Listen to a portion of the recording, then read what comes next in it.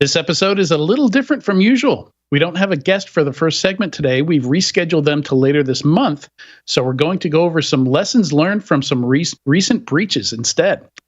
Then Tyler Shields will join me for the Enterprise Security News, where we'll discuss some healthy early-stage funding worth talking about, no notable acquisitions despite all the crazy rumors out there, IronNet stops, Syncly starts. When it comes to email security, the vendor you choose apparently matters. SOC 2 demystified. It's marketing. It's all marketing. Software supply chain market analysis. AI LLMs are suckers for a sob story. That's a good one. Sneaker PCs. Dieselgate comes to continuous integration. For our final segment, we have pre-recorded executive interviews from InfoSec World with VIAVI Solutions and Ridge IT Cyber. I believe there was one more. I'm missing one. And DeleteMe. That's right. All that and more on this episode of Enterprise Security Weekly. This is a Security Weekly production for security professionals by security professionals. Please visit securityweekly.com/subscribe to subscribe to all the shows on our network.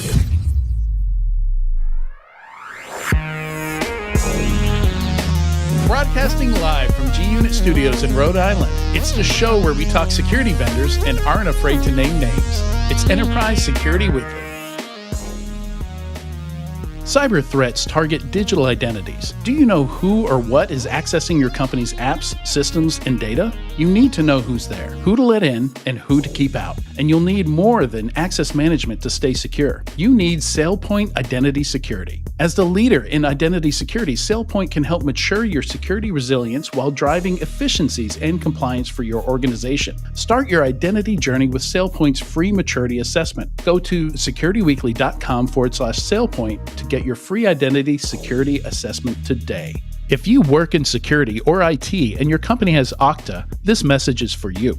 Imagine a world where only secure devices can access your cloud apps. In this world, phish credentials are useless to attackers, and you can manage every OS, even Linux, from a single dashboard. Best of all, you can get employees to fix their own device security issues without creating more work for IT. The good news is, you don't have to imagine this world. You can just start using Collide. Visit securityweekly.com/Collide to watch a demo today. That's securityweekly.com/KOLIDE. Welcome to Enterprise Security Weekly and happy National Rhode Island Day. This is episode 334, recorded on Thursday, October 5th, 2023. I'm your host, Adrian Sanabria, and joining me is the Admiral of AppSec, the King of Kubernetes, John Kinsella. How are you doing, John? Happy Rhode Island Day. I didn't know that was a thing, but there you go. I'm wondering how many of our folks in the studio, which is located in Rhode Island, knew it was Rhode Island Day today. Did we get a count? I'm guessing not very many, but I don't know if it's their state. Gus, did you guys know? Gus says no. Nope. Yeah, maybe there's a Tennessee day. Do all 50 states have a special day? I don't know, but October 5th is Rhode Island Day for whatever reason. Also, both me and John are F1 fans, so John came wearing his Aston Martin jersey there, so I had to throw on my Red Bull. Jersey's wrong. What's the correct word here, John? I guess they're jerseys. I mean, yeah. I mean, I think most of the times I've been on ESW, I've had one of my jerseys on. I've got like a collection of them, so I knew it was coming on. I had to throw this on, and it's my newest one. Yours is a polo. I like yours. Mine is just. I like the collars. I would never actually wear them to like work, but yeah, I don't know. The material feels nicer than the t-shirts to me. Yeah, these, because all the logos and stuff get scratchy on the inside. I have to wear a shirt under it, so I'm a bit warm at the moment. Still very much summer here in Tennessee. All right, quick announcement, and then we'll dive into it. Security Weekly listeners, we are celebrating the milestone of reaching over 1,000 members of our CISO community. The Cybersecurity Collaboration Forum is a one-stop shop for executive collaboration comprised of CISOs across various industries. If you want to be part of this growing community of CISOs, join us as a member or a technology partner. To learn more, visit securityweekly.com/cybersecurity collaboration. All one word. Put that all together. Cybersecurity collaboration. All right. Today. Yeah. Did you say that is your password? I think it's one of my passwords, yeah. Is one of your passwords? But with some substitutions in there at least, right? Obviously, yes. Lead speak. Yeah, lead speak. Today, we're talking about breaches. And I don't know, how closely do you follow breaches, John? Is that something where only if it's big, or do you go out of your way to read about them and how they happen and stuff like that? One of the reasons I like being on talking about this is I always forget about the Defenders Initiative and like sort of the list of them that y'all keep. We cover them on Application Security Weekly, but we're usually trying to look at them more from a we focus there on either application security or cloud, right? Sort of DevSecOps. So if there's something I can like take away as a learning of like, hey, here's how we shouldn't. Here's what, I'm trying not to just point fingers and say, this is bad. It's like, to me, I talk about breaches. It's like, okay, was there an AppSec thing? Like, were they not encrypting? Were they, let's think through some ones we have today. Was their logging not good enough? Were they, not patching their systems? Is there some sort of application security takeaway that our listeners can sort of think about? That's the way I like to think about them. So if I can meditate on it somehow, otherwise there's too many of them, right? Like, so the big ones we get in the news, right. Like what MoveIt's going on. Yeah, I don't even keep track of it. Yeah. There's a lot of stuff that's just, somebody got a phishing email, BEC type stuff where they convinced a school system somewhere. Like I saw this one yesterday. I think it was the county in Florida where Destin is, and they convinced somebody to send $700,000 that was supposed to be earmarked for expanding schools, like actually, construction company build out some of the school system, build some more wings or more buildings on campus. Those kind, like there's not a whole lot to learn from those. That BEC is pretty straightforward. You need to have, really solid procedures when bank accounts change and money moves from place to place. Otherwise, it's literally as simple as a phone call or a text message or an email to get somebody to send a lot of money to the wrong place. So I think really the learning on those is, it's more, we need more staffing for those people or more education. It's sort of, you can either see on the webcam or feel the cringe in my voice. It's like, it's something we know how to fix those. It's just like, we need to somehow get those people more empowered or get them more resources. So yeah, it's super unfortunate, but it's, at least from my point of view, it's just another one. Yeah. So those are so common. We're not going to cover any of that. These are just breaches where, for the most part, specifically, we've got enough details that we can learn something from it. And this is an unfortunate trend in the industry where most breach details are still kept quiet. Legally, I don't think anybody's really obligated to share like the entire investigation report or the Mandiant report or, all the technical details. But we do see some cases where that happens. Sometimes it's a class action lawsuit where it becomes discoverable and it's a public suit, so it becomes ends up in the public domain on the court website. Or like in the case of Equifax, if the breach is big enough, impacts enough people in our country or in another country, the government does an investigation and we get to see that report, which that's one of the reasons we're not going to talk about MGM today, is because it does look like, part of CISA that specifically does investigations and lessons learned on big breaches or big vulnerabilities and things like that is going to look into that one. So I don't know how long it's going to take them. In the case of Equifax, it took 18 months until we got that report from the House subcommittee that was put together to investigate it. In MGM's case, it could be 12 months, could be a year, could be 2 years. We don't know. But we're not going to talk about that because right now, all we have are all the details we have are from the attackers themselves, and they do tend to inflate the importance and significance of data they've stolen or things that they've done. So you have to take that. You always have to take that with a grain of salt.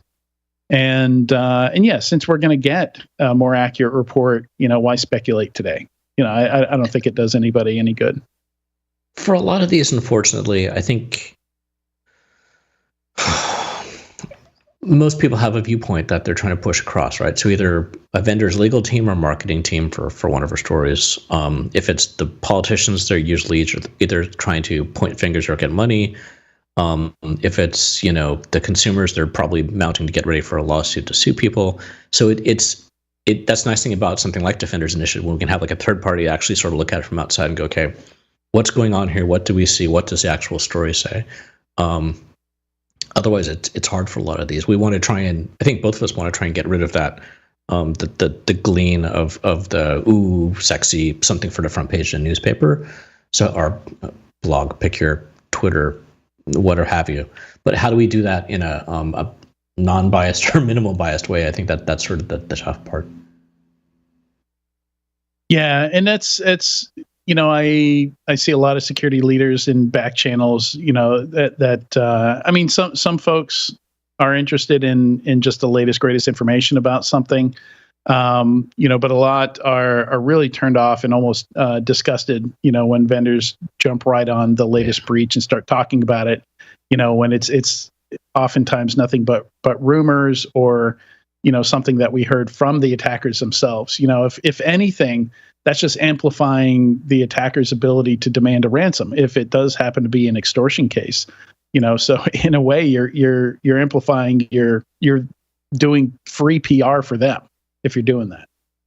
Yeah, it's tough. I mean, I can see it from a vendor's point of view of like, if they don't have a really mature marketing or sales program, and they're maybe relatively they're not really well known yet. This is the vendor. And they're trying to get in front of customers. It's like, well, why should I talk to you? What you're one of like 500, data exfiltration vendors is going to, try and talk to me this week. They're like, oh, we're able to protect against X, right? So we see a lot of that for also like OWASP top 10. Sorry if I just made anyone cringe. But yeah, hey, there's something new out. Our software, we've shown that we could have protected against, again, I'll say move it. So I see where they're coming from, but the rest of us, yeah, I'm like you. Like if I walk down an aisle at RSA and I see that type of thing, I'm like, no, stop. So there's this really fine line for us, and I've been talking about this with some psychologists recently. There's a very fine line in our industry where we are paid to be very suspicious, right? So how do you market to someone like us? So it's you want to provide the facts, or it's say what you're doing, what you're talking about, what you're capable of.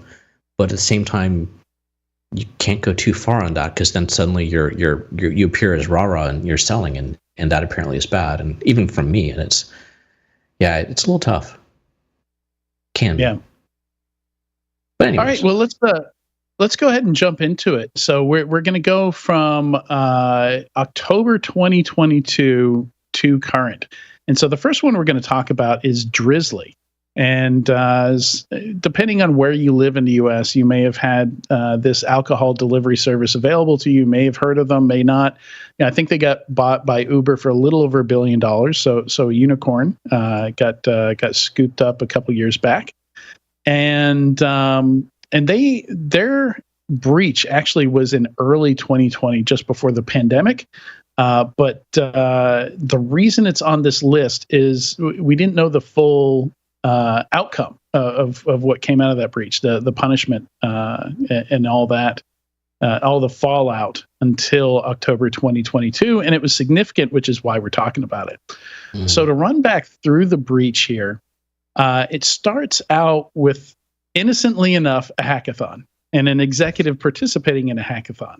So Drizzly has a one-day hackathon, and everybody needs access to GitHub for that. So one of the executives is given access to GitHub for this one-day hackathon. The problem is they never take away the access, right? And we see this all too common with this is just general governance and account hygiene, just making sure permissions are taken away when they're no longer needed, right? Which is we're seeing more and more where administrators don't permanently have high-level privileges, right? Like they check them out. I've seen people refer to this as like a vending machine. where you get just-in-time access that you need to do the work that you need to do, because that access is so elevated. You can do a lot of damage if you have it all the time and somebody takes over to your account. Is that accurate, that description, John? I think so. One of the ways I was thinking about this, though, is so if you don't need minimum privileges, if you don't need to have access to something, pull it after that's over. But I think another way you could look at this one is, okay, hackathon's good, hackathon's awesome for our listeners. You want your teams to do these. It gives them a chance to sort of build culture, learn, work on interesting parts of the application of your corporation. But does that mean you have to do it in your production code base? Maybe clone that into a new repo that's, this is just for the hackathon. We'll go delete it in a week. And you're not giving these, an executive or whoever else in your company access to the production code. I mean, the code itself might not be in production, but still that repo is, yeah. So there's different ways to sort of think about it. Like, what's the easiest way? What's the cleanest way? I think is probably the big takeaway here is like, okay, I like this one because this, they had good intentions, I think. But Yeah, and that's the case here. Is this is just bad habits, right? And I didn't consider what you were talking about, which I think is probably the most obvious thing. Is just start up a throw account just for this hackathon. Do the hackathon and kill that whole repo or kill that whole GitHub account that you're using for that.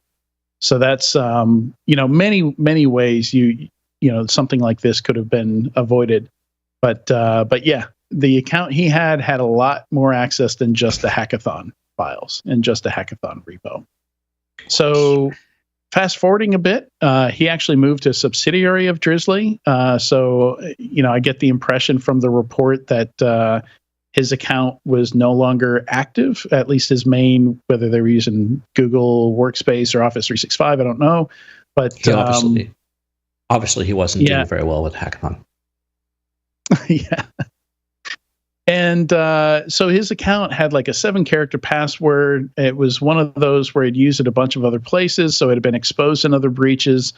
So having a connection to Have I Been Pwned or something like that, like at the corporate level could have helped here. So they got hit with basic cred stuffing like 2 years after this happened. This account wasn't SSO enabled, so even if you killed the password at that level because he was given a native GitHub account, that account was still dangling out there, was still active and very unprotected. No MFA, bad password, reused password. We know what that adds up to, and that's cred stuffing and ownage. And that's exactly what happened here. Attackers managed to get into the GitHub.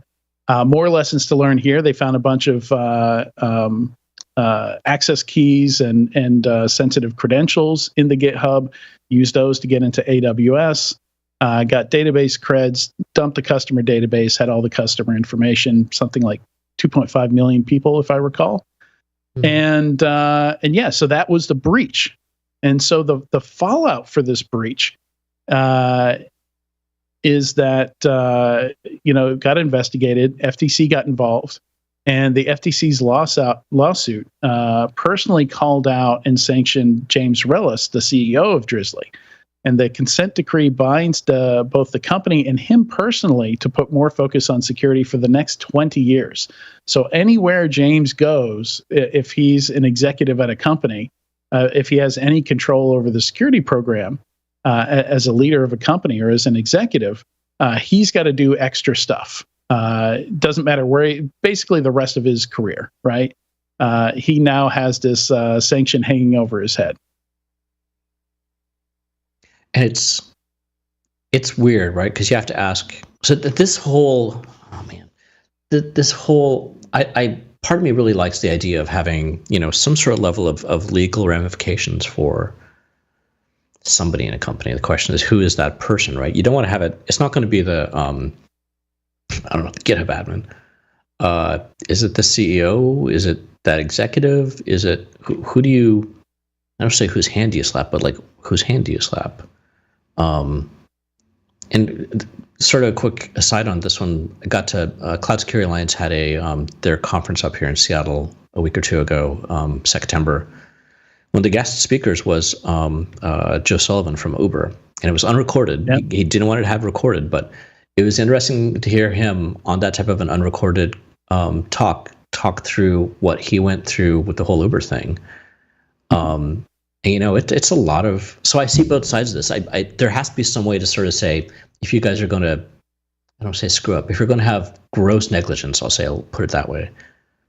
How do you sort of? I think there's something there, but it's. I'm still not convinced on where we put people into trouble like this.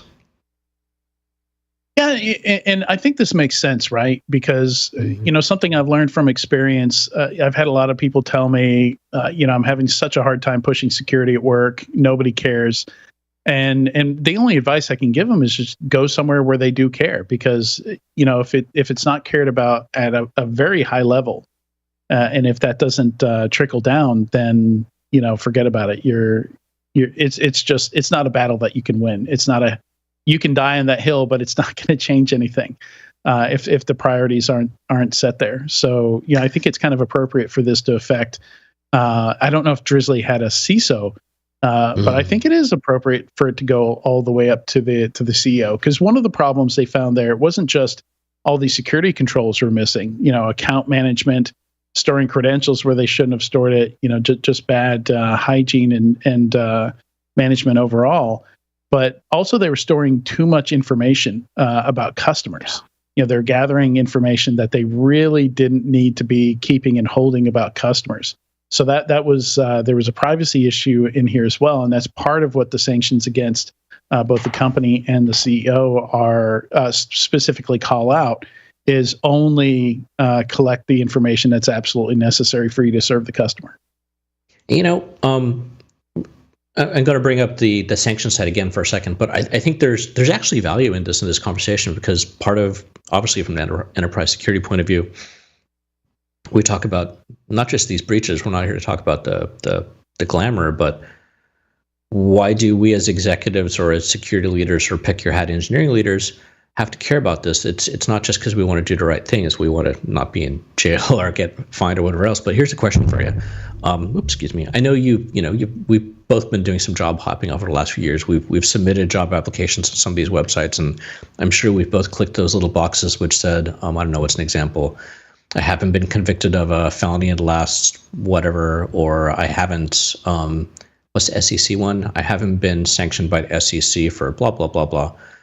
So now, as a CISO or something like that, would it either for that checkbox, or if they put another checkbox in the future, have you ever been sanctioned for cyber crimes, or your company has been sanctioned for cyber crimes? Ooh, wow! That would give people something to think about. Yeah, I mean that's something I've noticed in the last couple of years. All the security leaders I know, certainly all the CISOs, have to go out and get personal liability insurance, just for themselves, just to be CISO, because that there is now a precedent for leaders of companies and security leaders to be personally impacted. Joe Sullivan was that's the reason his case was so big, is it was he was personally hit with criminal. And he was talking about, part of what he was talking about in that conversation was, or that talk was, having to get a legal team, having to get a PR team to actually push back against some of the claims the FBI was making. I think I can say that without a NDA break, but it's a lot, right? So he's actually now apparently going out to other CISOs and sort of telling them these are the type of things you need to do. That suddenly makes your job a lot more than just, running security and trying to do things right. That's I would pass. Yeah. Yeah. And that was actually I saw somebody do a survey on that the other day, and it was interesting. It was basically, is it even worth being a CISO today? Or most CISOs looking to get out of that kind of business just because it's, the job's a lot, the risks, the personal liability and risks are a lot.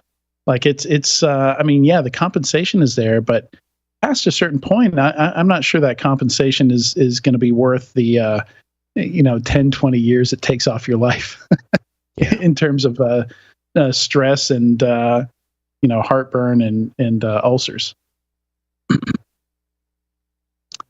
All right, let's move on.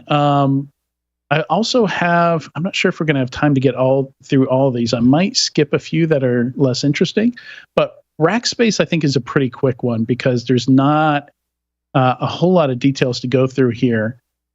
Basically, so Rackspace, most companies I feel like have moved to Microsoft 365 these days. There's still some companies out there running their own Exchange infrastructure. It's been a painful 2 years for them because there's been some very big vulnerabilities. And one of those vulnerabilities, Rackspace got hit with because they were running an Exchange hosting service. And it was a small part of their business. I think it was, they said it was like 1% of the revenue or something like that. But still, this was over 10,000 customers, I believe. And a lot of them were like small municipal governments, city governments, county governments, stuff, companies like that, they don't have a whole lot of IT budget. They don't change things often. They're not doing a whole lot of tech refresh. Okay. So they're still using hosted Exchange. And they got hit by ransomware through one of these vulnerabilities because they were too slow to patch. I think it was they got hit like a month after the patch was released. I don't know why it took them so long to. It seemed like they. Yes, you do. Put more faith in a mitigation. There was a mitigation out that was just completely worthless. So maybe they put too much faith in that mitigation, but it did not stop the attack. And yeah, attackers tried to ransom it, started encrypting stuff, and instead of recovering, Rackspace just moved everybody over to Microsoft 365, and I'm sure it was very painful for those customers. Yeah, what's tough is it depends on what other stories we talk about. There's a few areas where folks will come up to us. I get it probably once to twice a month of like, what password manager should I use? What email system should I be using? Which cloud? All those sort of standard big service type questions. I really don't like people running their own mail servers. I'm not sure how many ESW customers do that or listeners do that. Probably not too many, but on ESW, we get a few more to the nerds who like running that stuff in the garage at home. And I'm like, no, go do it on Google or Microsoft. And that's my point is if I tell them to go do it on one of those systems, how long? I mean, everyone's going towards whatever they're calling it this week, M365, O365. M365. There's no more. We're only covering 2 of their breaches in our list here. How long until, that system that we're telling people to go use their mail server that gets popped? Yeah. And then we have how big is the problem? So it's the curse of the cloud to call that a cloud service. I know they do. Of like, I really want people to use centralized managed services like this because running mail at home it's a pain in the butt. EXIM got compromised in the last week or two, so it's if you do it, you can do it, but keep it a hobby. It's super tough. So, but for those medium-sized companies that go to trust someone like this, I don't know, it's tough. I always really liked Rackspace. They do really great customer service, as this write-up sort of talks through. But at the same time, it's you got to stay on top of all that type of stuff. Any little glitch at all. Yeah, not great. Yeah, and related to that, number 9 in the news, which we'll cover later, is an actual discussion of, if you're trying to choose between Google and Microsoft, they actually have an answer for you. And spoiler, they tell you you're less likely to get hacked if you use Google. And I think a lot of that has to do with I don't know what it is with Microsoft, but I've noticed on my Microsoft 365 accounts, just more scams make it through to my inbox. They don't get caught. And I have to turn off the junk filters because, in my experience, 100% of what they catch in the junk filters is not junk. And it misses all the junk. So I don't know what's going on there, Microsoft, but Google's got you beat in this case. And it sounds like somebody actually has some data on that. And it comes from 2 separate insurance companies. They have data based on what they pay out is half as likely with Google than it is with Microsoft. Wow. Interesting. Yep. So we have some actual insurance data on that now. All right, moving on to the next one, Circle CI. So this was one in a series. So we also have LastPass here. We might as well talk about them as well. I want to say there was one more. I forget what it was, but we've had, so Uber, which is over a year ago, I think it was 13 months ago, we've had a bunch of cases of engineers getting malware on their laptops, and then this info stealer malware. An entire class of malware exists just to scoop up all your OAuth keys, all your access keys. It'll just grab all your cookies. So any logged in sessions you have, or anything that look like credentials or access keys, info stealer malware is just going to scoop up, send back to the attacker, maybe sell it on some kind of black market website, and people can just go buy access to organizations using sessions that are already logged in. And Circle CI was one of those, and it came in via Mac OS malware, of all things. So it was kind of a unique case. We don't hear a lot about breaches where Mac OS malware was involved. We know it's out there, but it almost seems more academic. Like we know it exists, but we don't often see it as kind of like a key step in a major attack. Yeah, it's. I meant to do this beforehand, and I'm just doing it now. But I'm just recounting through the ones you have listed in here, and it looks like right around 50% of these breaches started due to either an employee laptop or something employee related. So I know one of the takeaways you want to talk about, or I think you want to talk about, was, which enterprise tool stops this, or which security tool period stops this, right? It really comes back to, like I started saying offhand, of like the breaches which we're not talking about is because like a city org needs to have either more funding or better education. Maybe it's not just them.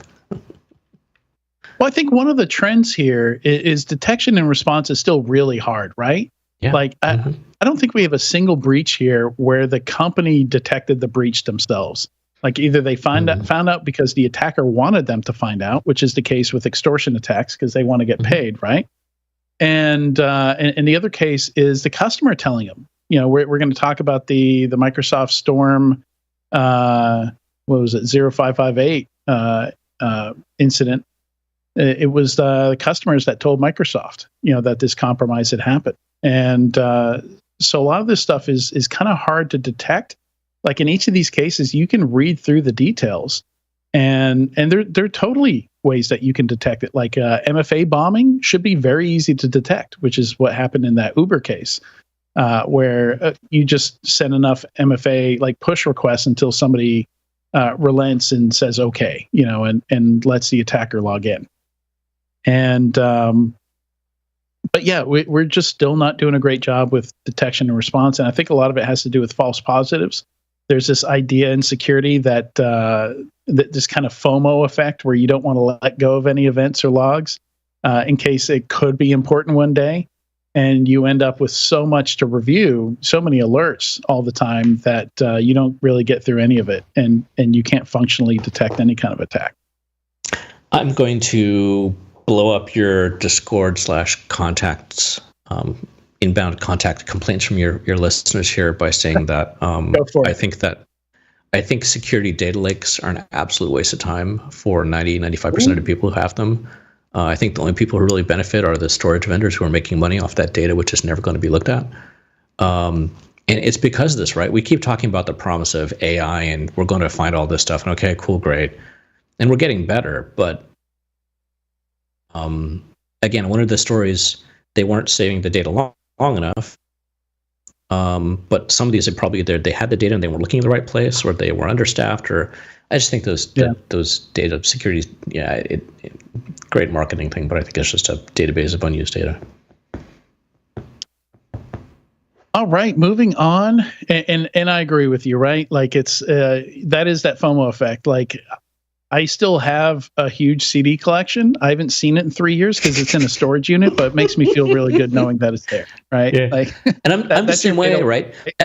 Your security as a security person, I want every single little bit of data you can possibly get me. Like everything in this room, if I could get logs off it, I'd want it. But then, what the hell am I going to do with it? It just sits somewhere. It's like, yeah.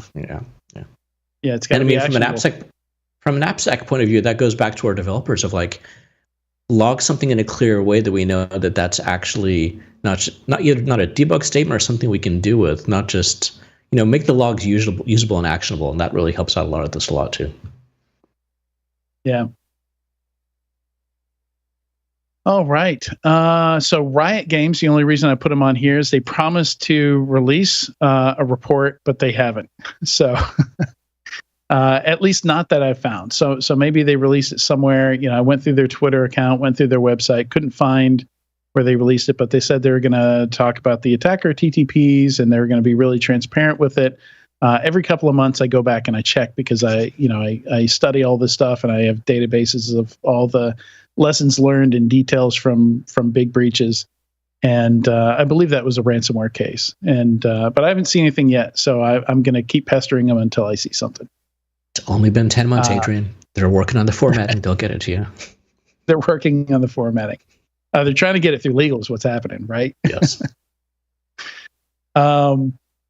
Yeah, somewhere somebody's screaming, the report's been done for 7 months. They won't let me share it. Next one here is Commute Air, which is like a small regional airline, I believe, that I had never heard of before this happened. And this is another one of those cases. The attacker released everything. And it's unclear if they're even really an attacker. It seems like a researcher that just, didn't care about releasing the stuff to the public and just kind of went full disclosure on it. But, still kind of an interesting case because there's lots of lessons to learn from if you go through the details of it. I'm going to put this, the link in the, actually, I need to put up some links for all of these in the show notes. So I'll go back and do that. But I'm also dropping links into the Discord here. And the web page is a lot, just warning you before you go there. The background is bright pink. There's animated stuff flying around the screen. It has strong GeoCities vibes.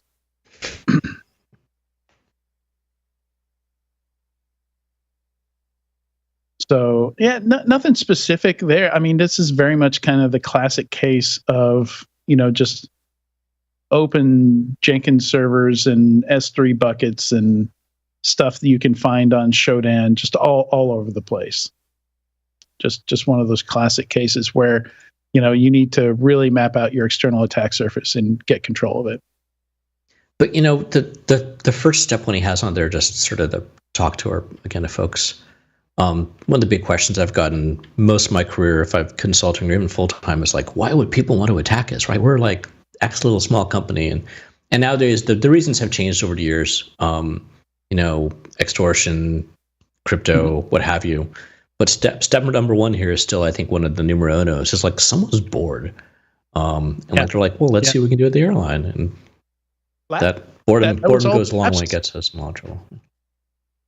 Yeah, right. Like the attack against Uber, that was lapsus, where they basically got into their enterprise password manager and had access to everything. The case where EA got hit, where we saw a Grand Theft Auto 6 details and stuff released. All that was just teenagers with time and just wanting to see what they can get into, wanting to see what they can find. And even before ransomware, back when I was a pen tester, we did incident response at the firm that I worked at, and a big chunk of our cases were just people's money being stolen directly out of their bank account.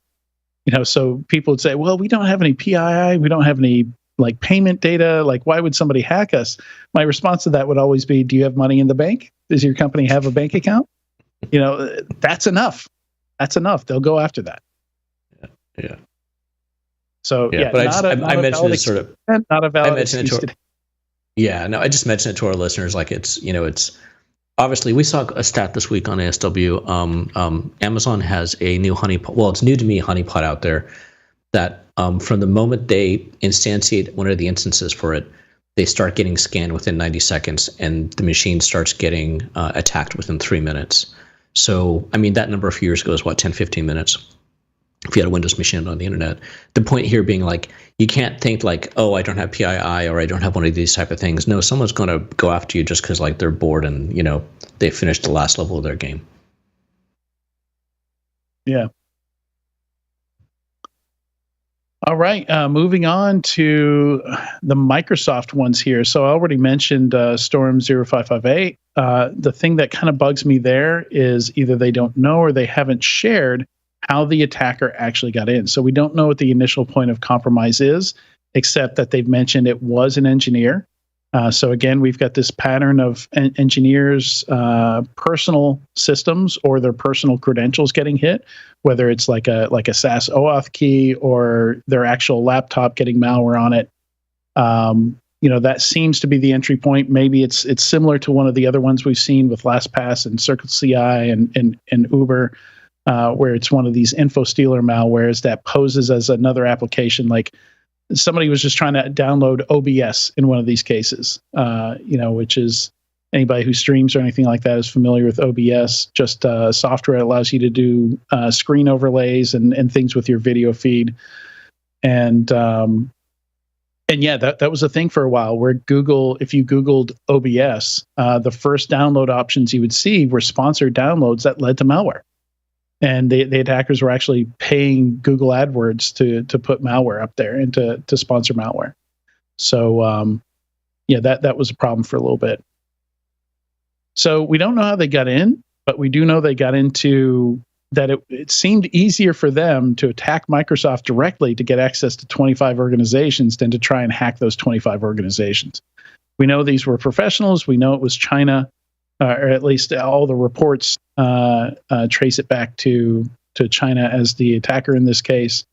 And it took 32 days for customers to notice and let Microsoft know. So again, detection is difficult here, it seems.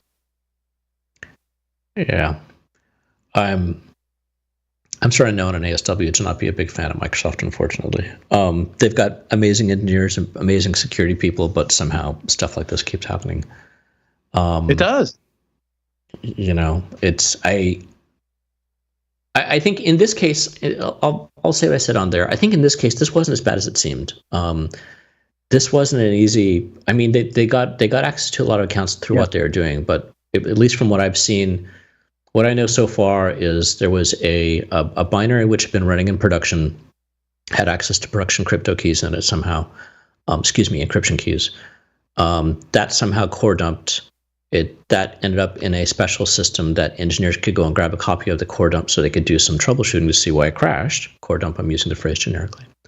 So the dude brought it back to his local system.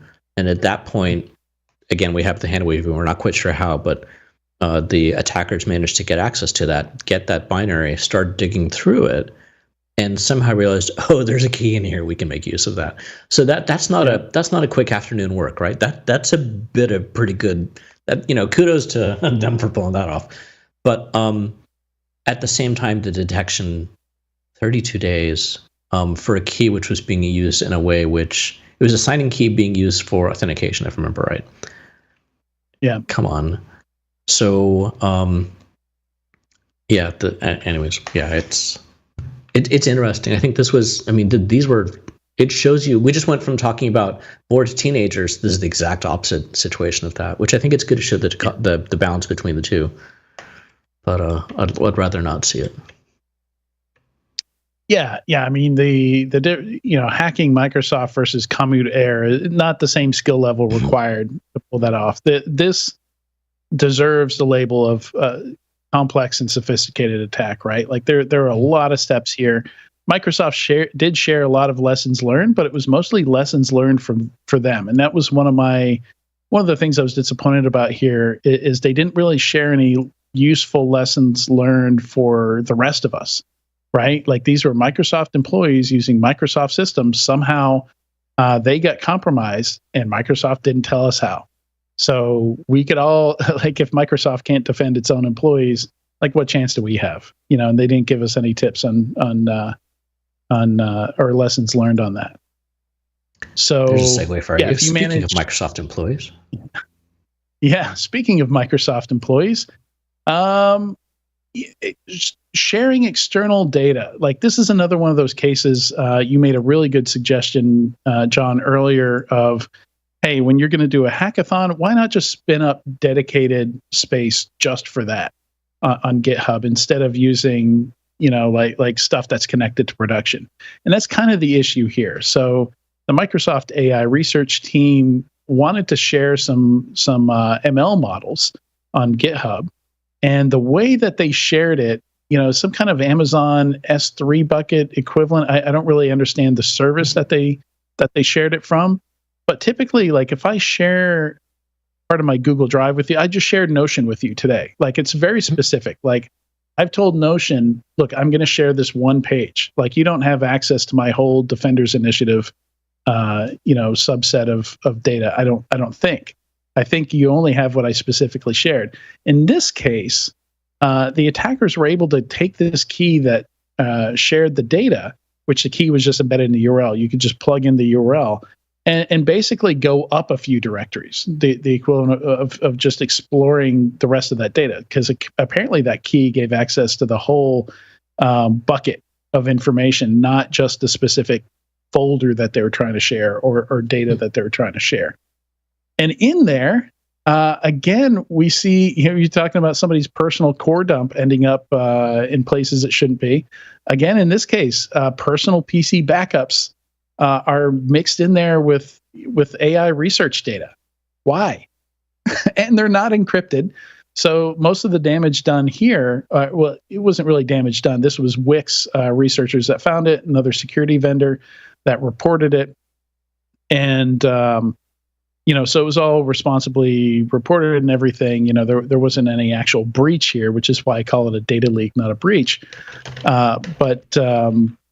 But yeah, it's just, again, hygiene. Like, why are your unencrypted backups sitting in the same directory as all the AI research data? And of course, those backups had keys. They had all kinds of other stuff floating around in there, which like tens of thousands of Teams messages. Yeah, it was a mess. Personally, I was a fan of the. There was some screenshots of like, hey, bro, what's going on? How are you? So again, for the opposite of me, someone I'm not a fan of, who I am a really big fan of for the last year or two, is both Orca and Wix. Wiz. Their write-ups and the amount of work that those guys have been doing on the cloud providers, not just Microsoft, a lot of Microsoft, some Google and some Amazon too. They've got some sharp folks that are doing some really great write-ups with what they're finding and helping secure all of us. So while the providers aren't doing it, these guys are. So I would go and browse through that. I think this was a little more of an oops, right? But still, when you're operating at this scale, when you claim to be spending $2 billion a year on security, you shouldn't be having oops. And again, I get it's the AI arm, not the engineering arm, not someone else. They probably had a little more freedom in what they were able to get away with. But yeah. Yeah, and try to remember, who's the largest security vendor in the industry? Who is it? Does like $20 billion in security revenue? It's Microsoft. That's right. All right. And with that, with that snarky remark that will probably come back to haunt me later. Anything else you want to share before we wrap up here, John? No, I'm good. I think, if like I said, the last call, I think I broke up for a second. Apologies. The Wiz and Orca stuff is awesome. I think you let off with a great question at the beginning, Adrian. It's like, for those of us who are podcasters, industry sort of media types, do we follow this stuff closely? Should our listeners be looking at each one of these? I would say, like, think about, what could affect you or your business, or how can you learn? Can you find an area like this? Are you using Azure? Okay, maybe focus on the Azure ones. Are you using mail servers? Like, what sort of area, sort of have some level, use this as a form of threat intel. What are people are attacking? What breaches are out there? What have happened?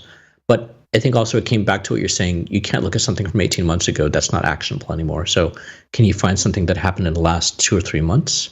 And I don't expect y'all to go be looking on the Discord servers on the hacker channels like what they're bragging about. But what's the happy medium in between of how you can sort of keep yourself aware of these things?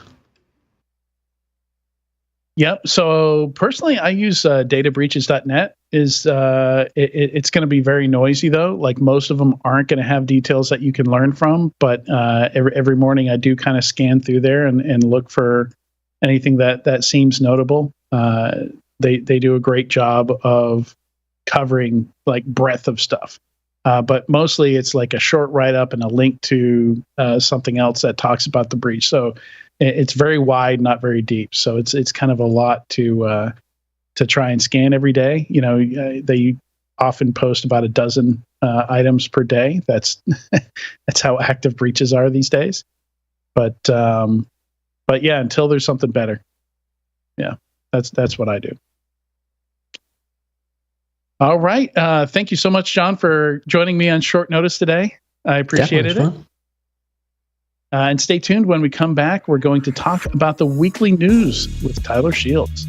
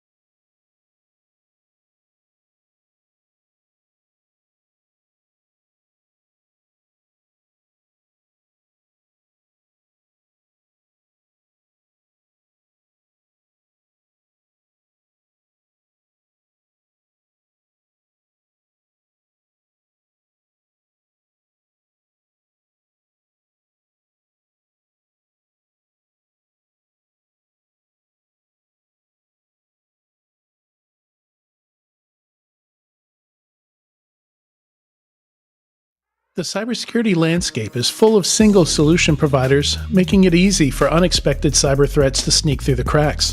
That's why Fortra is creating a stronger, simpler strategy for protection, one that increases your security maturity while decreasing the operational burden that comes with it. This is all possible thanks to Fortra's best-in-class portfolio and deep bench of expert problem solvers. Fortra's integrated, scalable solutions help customers face their toughest challenges with confidence. Learn more at securityweekly.com/Fortra, Fortra. If your organization is ready to embrace edge computing, we have good news. The 2023 AT&T Cybersecurity Insights Report provides everything you need to know to get started. In the report, we identify the common characteristics of edge computing. We found edge use cases are rapidly coming online, and we reveal how to secure edge computing. Most importantly, you'll learn how to prepare for your edge ecosystem. Get your complimentary copy of the report today. Visit securityweekly.com/ATT cybersecurity. That's securityweekly.com/ATT cybersecurity.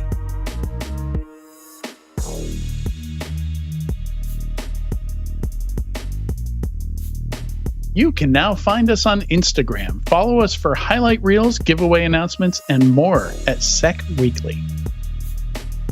There it is, Sec Weekly. For those watching the show, the Instagram visual came up a little slow, and it's kind of shaped like a Flipper Zero. Notice that? Kind of has that, that shape to it. I was just holding one. That's why it jumped out at me. All right, now for the Enterprise Security Weekly News. Oh, John is still with us, and we are joined by Mr. Tyler Shields. Hello, Tyler. What is up, people? What is up? All right. We are complete and ready to run through the news here. We've got some shocker. There's no giant acquisitions despite all those rumors we've been talking about the last couple of weeks, huh? Yeah, shocker. Anything that comes out on Calkinist is a coin flip, whether it's real or not. Yeah. I mean, it's and that's, we talked about that. That's part of the process, right? Like leaks to the news. I heard they're going to pay this much. Like let's see if that moves the needle. Let's see if that moves negotiations along. I don't know exactly how it works. I know I typically just see it with Israeli companies. So. Yeah, I've seen it done in the past for a couple of reasons. One, if it's a public company involved, they can get a little bit of a market response to determine whether it's good or bad received by the market.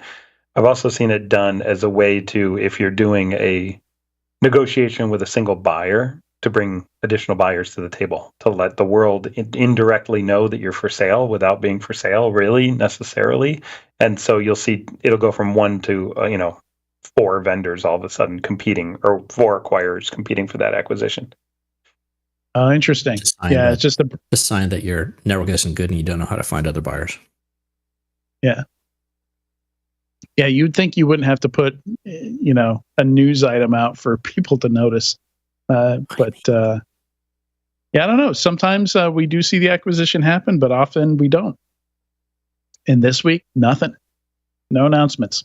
Just echoes, remnants. Yep.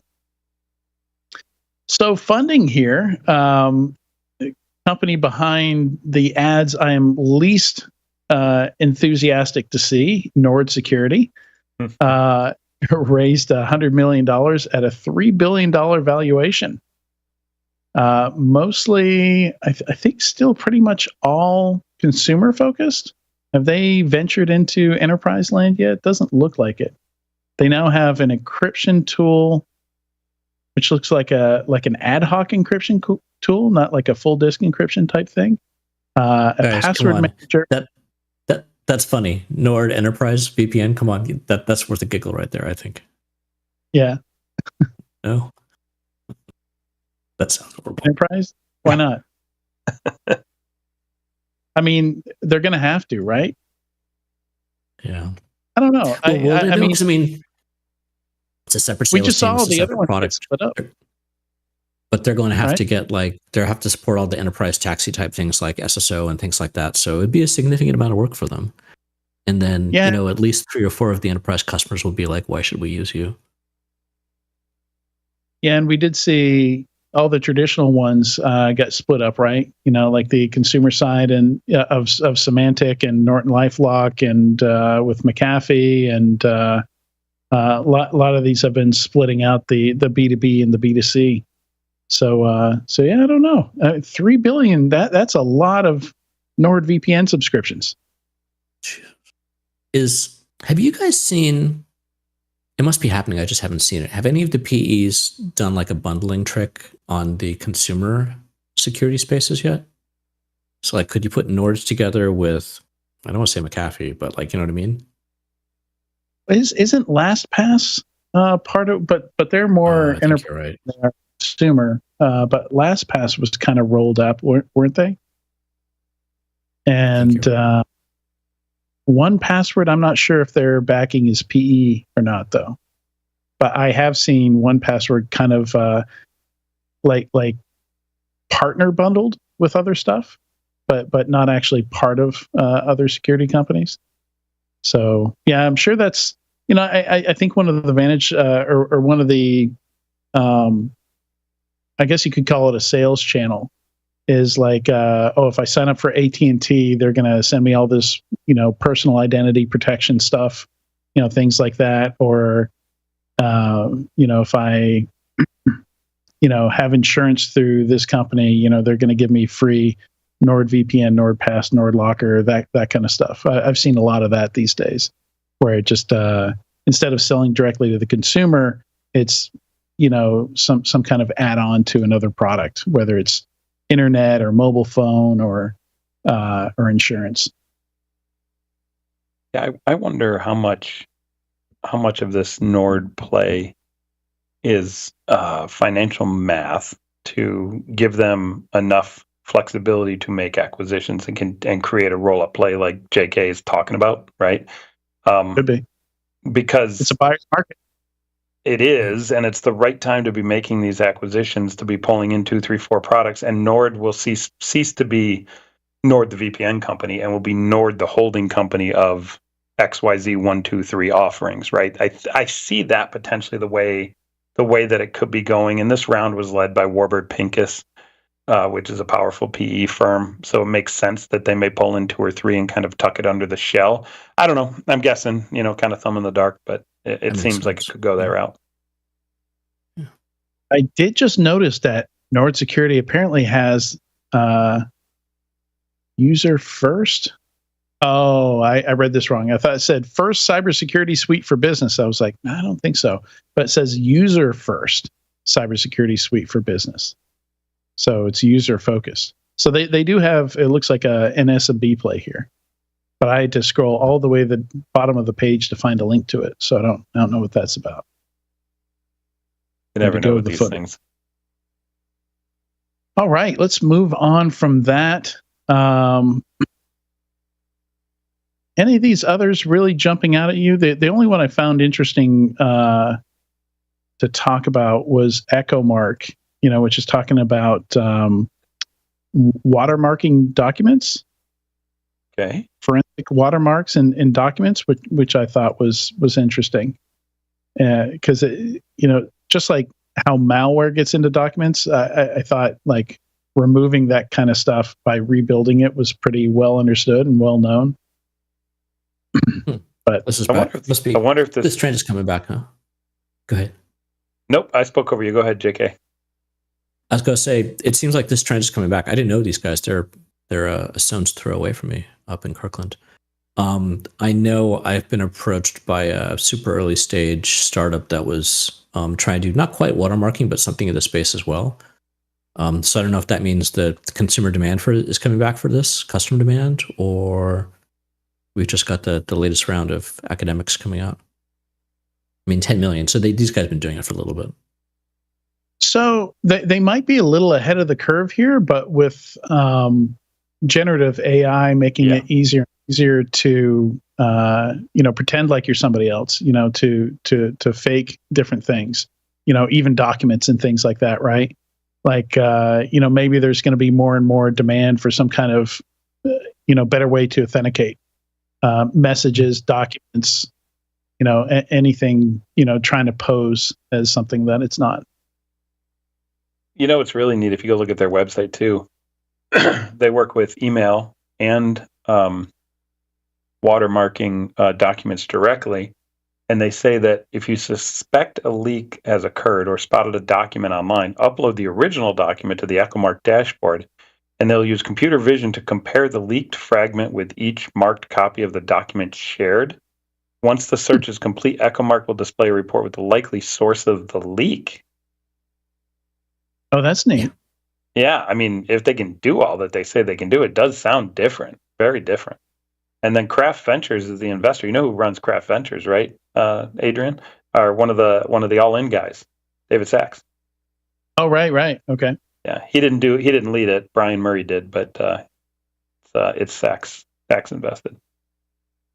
Interesting. And they've got it's freemium also, so looks like a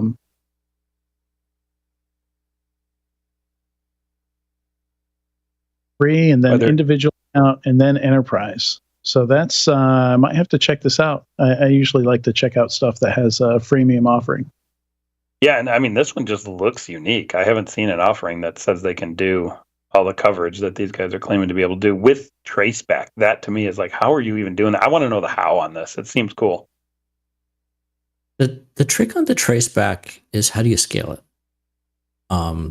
So the startup that approached me had similar claims, and my comment back to him was, okay, say you're going to send it out, and what they do is at least what they were. Can I say? I won't say, but the question comes is like, okay, if I email maybe not Security Weekly staff, but ESW listeners, so like all, I don't know, 15 million.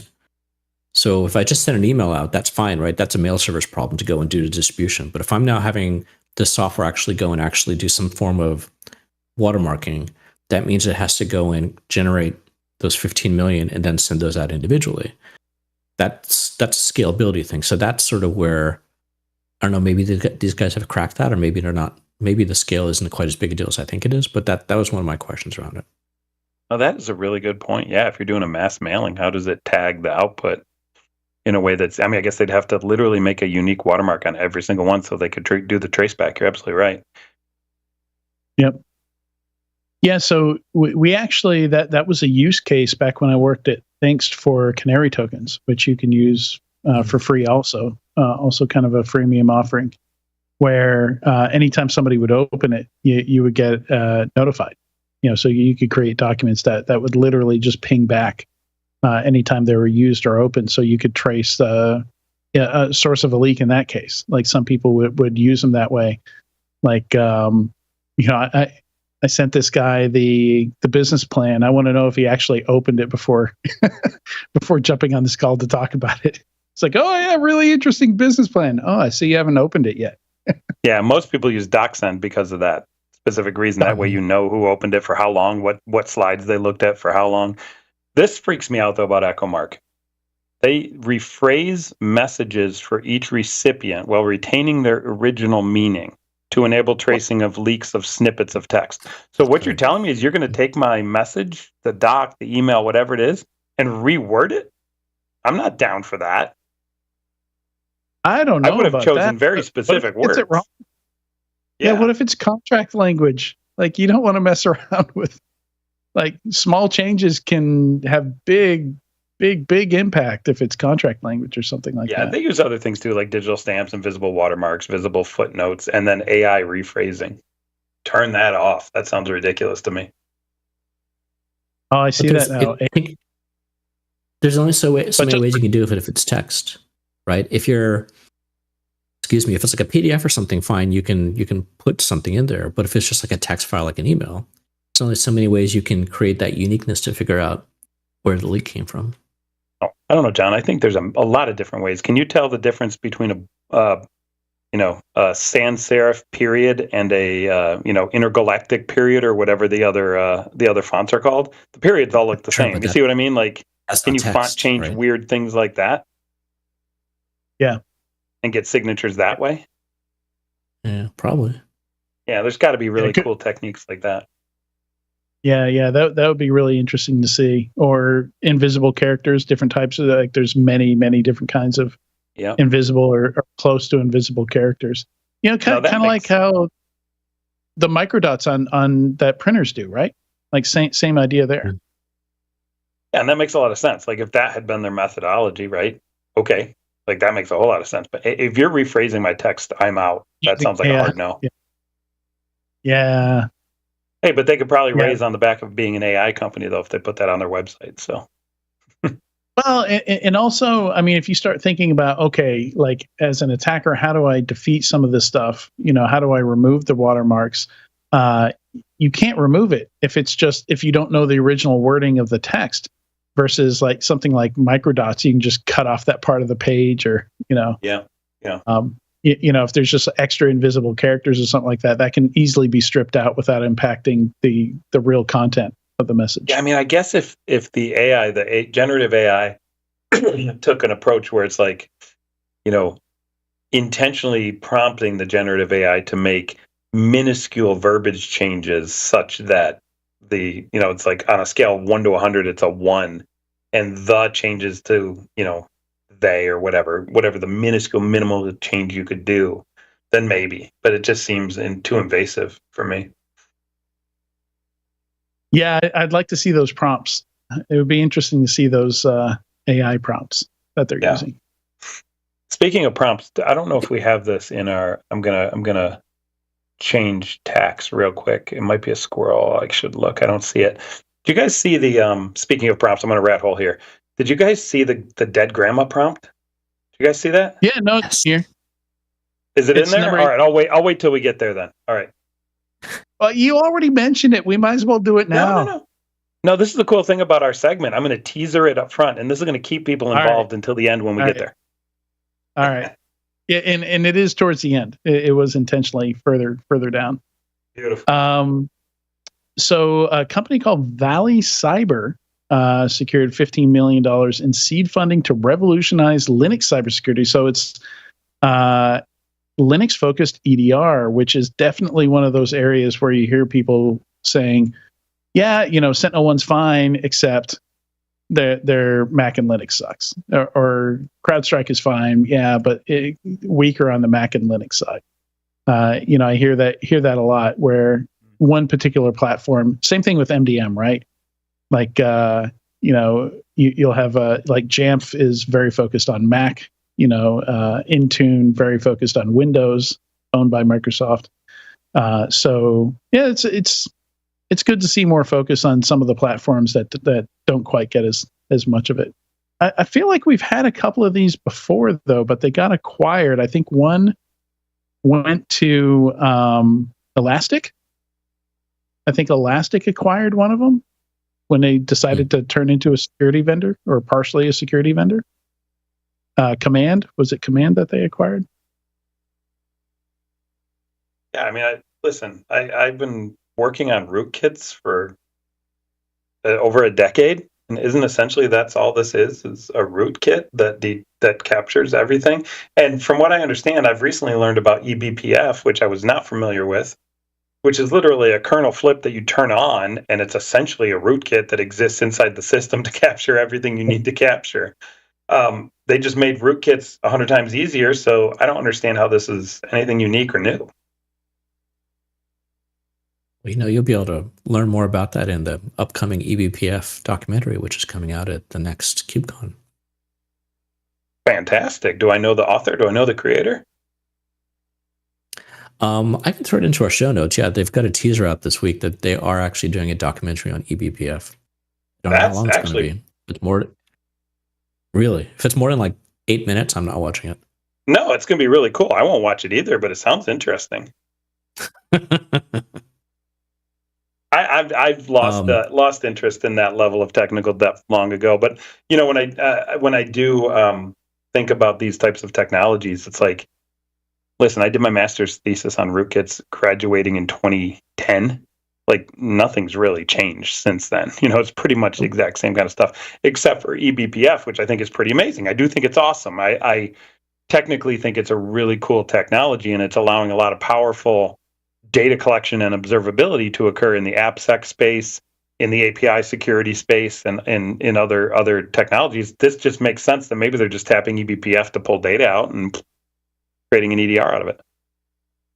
And since we're doing teasers in this episode, I'm going to tease to next week's Application Security Weekly, because there's a blog post on Trilobits that turns out that eBPF, when it was created, was originally not created for either security or monitoring. So all these uses that we have for it now, that's not what was created. So there's some limitations in there, but there's some workarounds as well. Oh, It was all about. I thought it was about like network performance. Yeah. Oh, I cannot wait to hear this. Teasing his own show.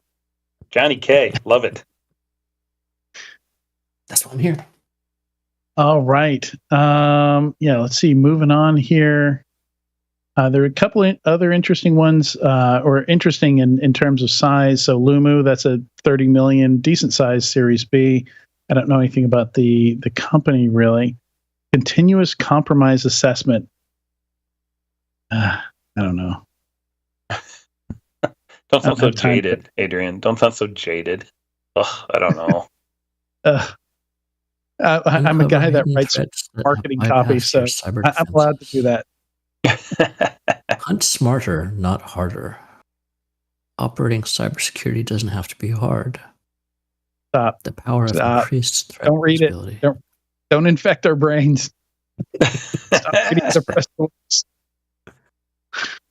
Then Gem Security, $23 million Series A. Yeah, we continue to see really healthy Series A and Series B rounds. And it's a cloud security platform. That could mean literally anything. They might have pivoted. Yeah. Apologies, I didn't have time to really look into these ahead of time because I was preparing. Gem Security.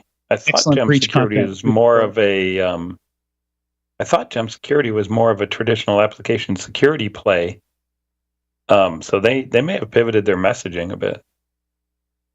Yeah, it says maybe cloud threat detection, investigation, and response platform focused on infrastructure. Okay, maybe there's I'm completely wrong. There could be. I'm with you. I thought maybe there's two gems. Maybe we have some branding collisions going on here. It wouldn't be the first time. Literally on the show, we found out about a brand collision in real time. Gem with a J. Yeah. All right. Let's see. So, we already knew IronNet was pretty much done. This just kind of closes and locks the casket, I think, this latest announcement, story number 7. So IronNet ceases operations, terminates all remaining staffers, who I think were temporarily furloughed, was the terminology that we saw before. So now they're well and truly shut down. How government of them, to be furloughed instead of just saying, "Hey, everybody's gone. We're done. We're literally dead. Just call it a night." It's almost worse. It's like, don't go out and try and find another job. Wait on us first. Yeah, right. It's almost kind of mean. It's funny. I remember when this company. I remember when this company was born, and I remember seeing retired 4-star Army General Keith Alexander as the founder, and I immediately went, going nowhere.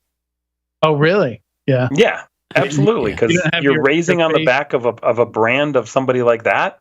You're going to get all the money you need. You're not going to know how to execute to build it. I have a couple other ones like this that I will tell you guys off air because they're still alive. But it's the same kind of thing where I don't think it's going to survive just because of who's involved. Yeah, the wrong leadership. I hear he's a really amazing guy to interact with and meet. But yeah, how do you go from being a 4-star general to running basically cat herding? That's. So I want to give a different take on what you guys were saying about the furlough. And I don't remember the source and go have to track it down. But there was a study out. So last year when all the layoffs were happening, God, that was about a year ago, when Amazon kicked it off and everyone else happened all the full. Amazon didn't kick it off. I can't remember who kicked it off, but all the layoffs which were happening.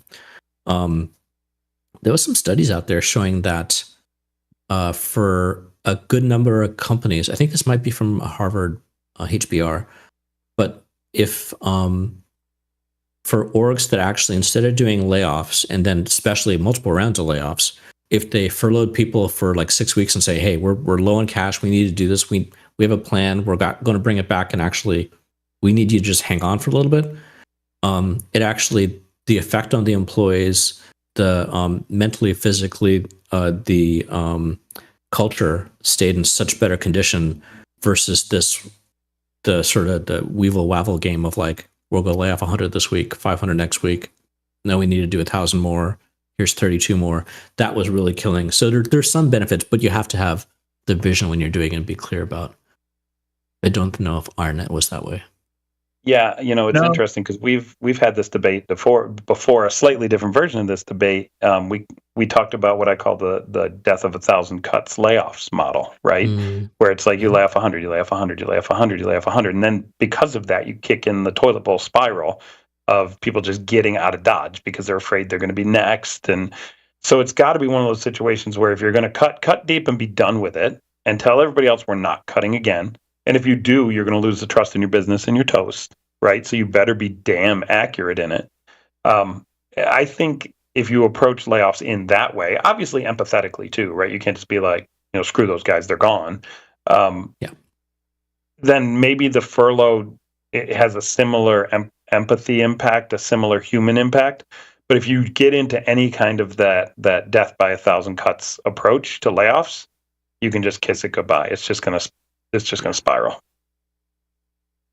Yeah, and this was, John, if you don't know the story of IronNet, this is a pretty long and slow train wreck in motion, where they got delisted from the NASDAQ, I think early this year, which, they hung close to delisting for a long time. They needed funding. One company offered funding, but only if Keith Alexander stepped down. Like this is stretched out way too long. I think it would have been better for them to just cease operations voluntarily a long time ago. But yeah, at this point, like the furlough, just for those of us who had been reporting on it week after week, it just, it seemed cruel. Like it very clear what, the fate of this company was all but written in stone at this point. 2 months ago. Yeah. Too bad. It's I think a lot of lessons to be learned from that. A lot of mismanagement. That they went public via SPAC. So even from the beginning, it it looked kind of doomed. But did very well in the early days going public, and some people made a bunch of money off that. And now there's lawsuits because of that. So we're not done hearing about them yet because the lawsuits are going to continue. So. Let's see. So Syncly, I'm still trying to wrap my head around what Syncly's doing. They're talking about making it much easier to do product integrations between different security products. And I'm trying to figure out how this is different from like an iPass, like a Workato or a Tray.io or N8N, or even like a Tines, where you don't even have to create a connector to integrate stuff with Tines. Like you can just take a REST API and just no code build it right in their platform. So I'm having a hard time understanding where these guys fit with the existing stuff, because people are telling me, this is different than all that stuff. It really is revolutionary. I'm looking at it thinking, that this is already out there. That these guys have some competitors. I think there's one of those crowded spaces. My hot take, Tyler, from the last segment was that data security lakes are hot trash. And I think this sort of fits in there a little bit. There's our customers have, not our customers, customers in general, enterprises have like all these tools coming at them. And they're like, how do we manage this? And I won't say single pane of glass, but single pane of glass. Okay. All right. Plus AI. So I think there's a couple things here. So I looked at the webpage. There's nothing there really, right? It doesn't really. They're just coming out of stealth, so it doesn't really say anything. But I wonder if they are more basically just pre-creating. So hear me out. As an investor, I sit back and I hear pitch after pitch after pitch from cybersecurity products. Okay.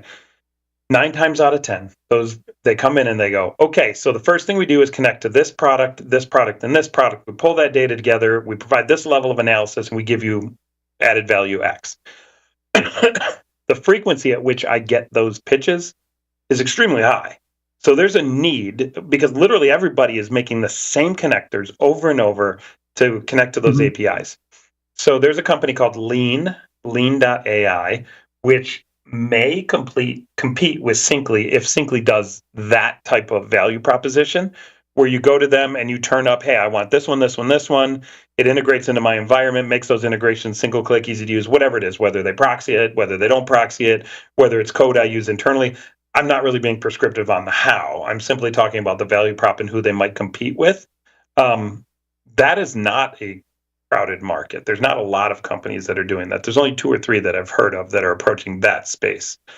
The second thing, and I'm sorry I'm coughing, I'm sick this week, but the second thing I want to debate with you, John K., is the data lake hot trash discussion, man. I'm very pro data lake, and I think you and I should do a segment specifically on data lakes. I love them. I'm down. We'll set that aside as a super fun debate.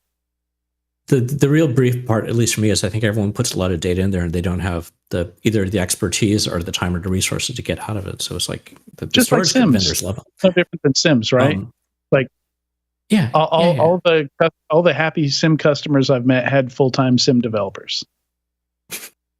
Oh, I'm not saying this would be easy. I'm not saying you just build a lake, stick all the stuff in it, and get your answers. But the reason why I think it becomes valuable is the interconnectedness that comes from all of your tools already, because literally every tool we use, cyber, non-cyber, is API derived. They're all API accessible now, right? 90% of them are SaaS, 90% of them are API accessible, which gives us the ability to pull down constant, continuous state data, configuration data, et cetera, et cetera. We can do that from our assets. We can do that from our data sets. We can do that from all sorts of things. And you're right. You dump all that into a big dumpster, it's going to catch on fire and look like shit, right? I mean, that's the net of that, right? But what if you had the ability to layer on top of that a tool that automatically can take unstructured random information and make inferences? Welcome AI, right? Now, I'm placing a big bet on that statement, but the bet is, I'm hand wavy. Yep, John waved his hands for those that aren't watching. I'm hand waving here on purpose because I'm a futurist and I live 3 to 5 years in the future.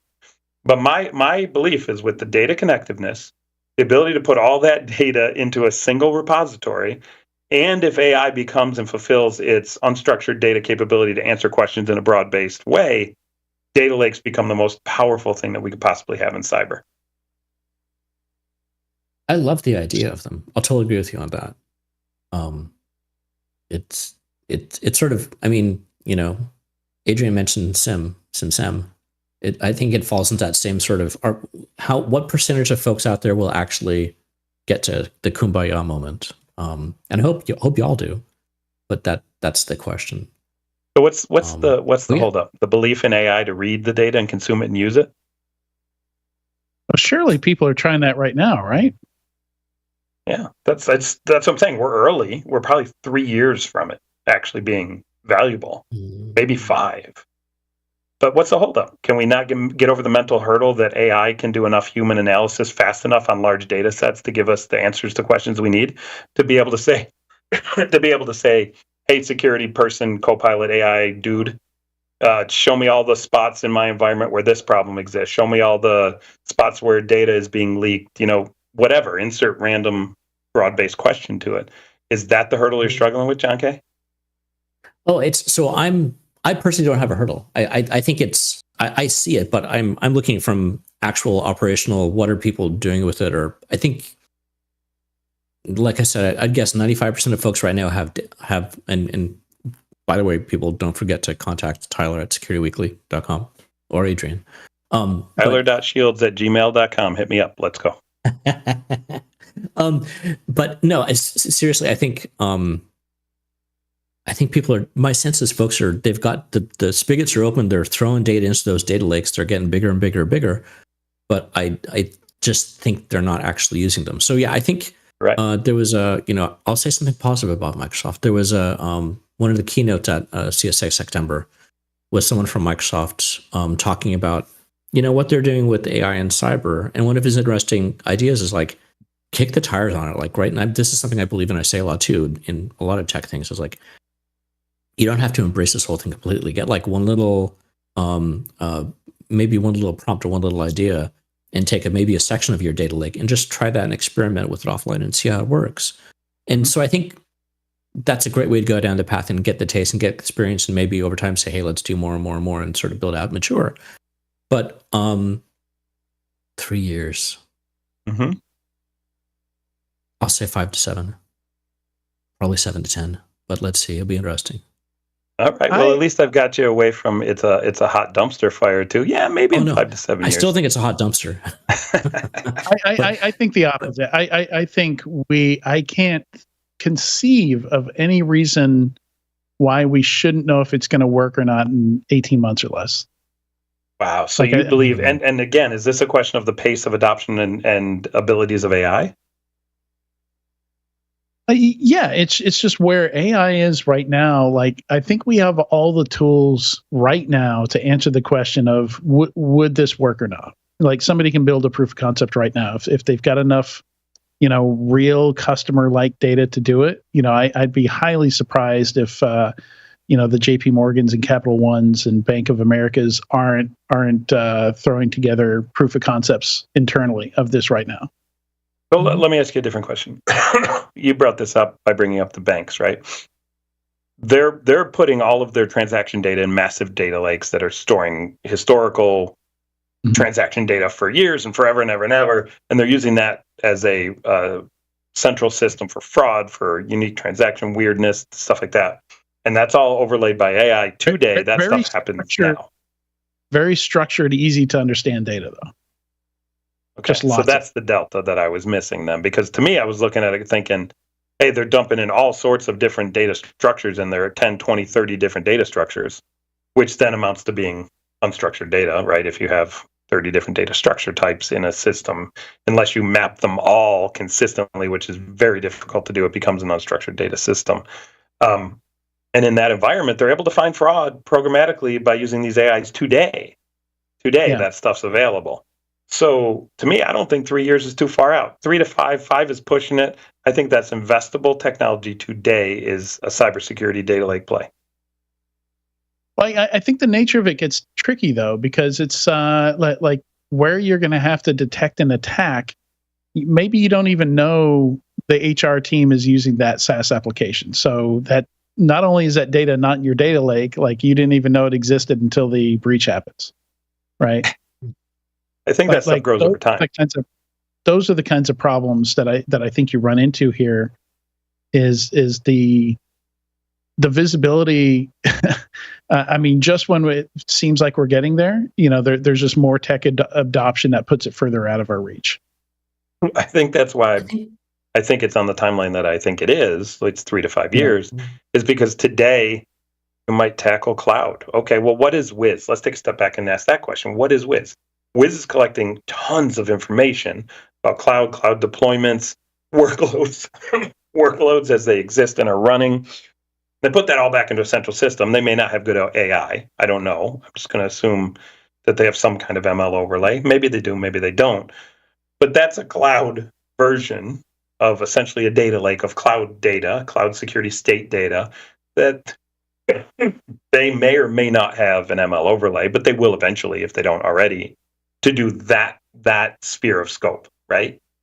And then over here, you're going to have, and this will be in John's court, you're going to have an AppSec sphere of scope, right? That'll be all the operating side of every application you have, every transaction, every request, and you're going to be able to detect anomalies in weird ways that we've never been before, because we dump all of that information, including app state data, config data, et cetera, into an AppSec data lake that has an AI overlay. That's the way it's going to play out. 1, 2, 3, 4, 5, 6 of those.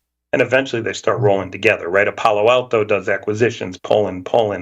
And next thing you know, 5 major domains are under one big umbrella that can all be covered by a single data lake and a single analysis engine.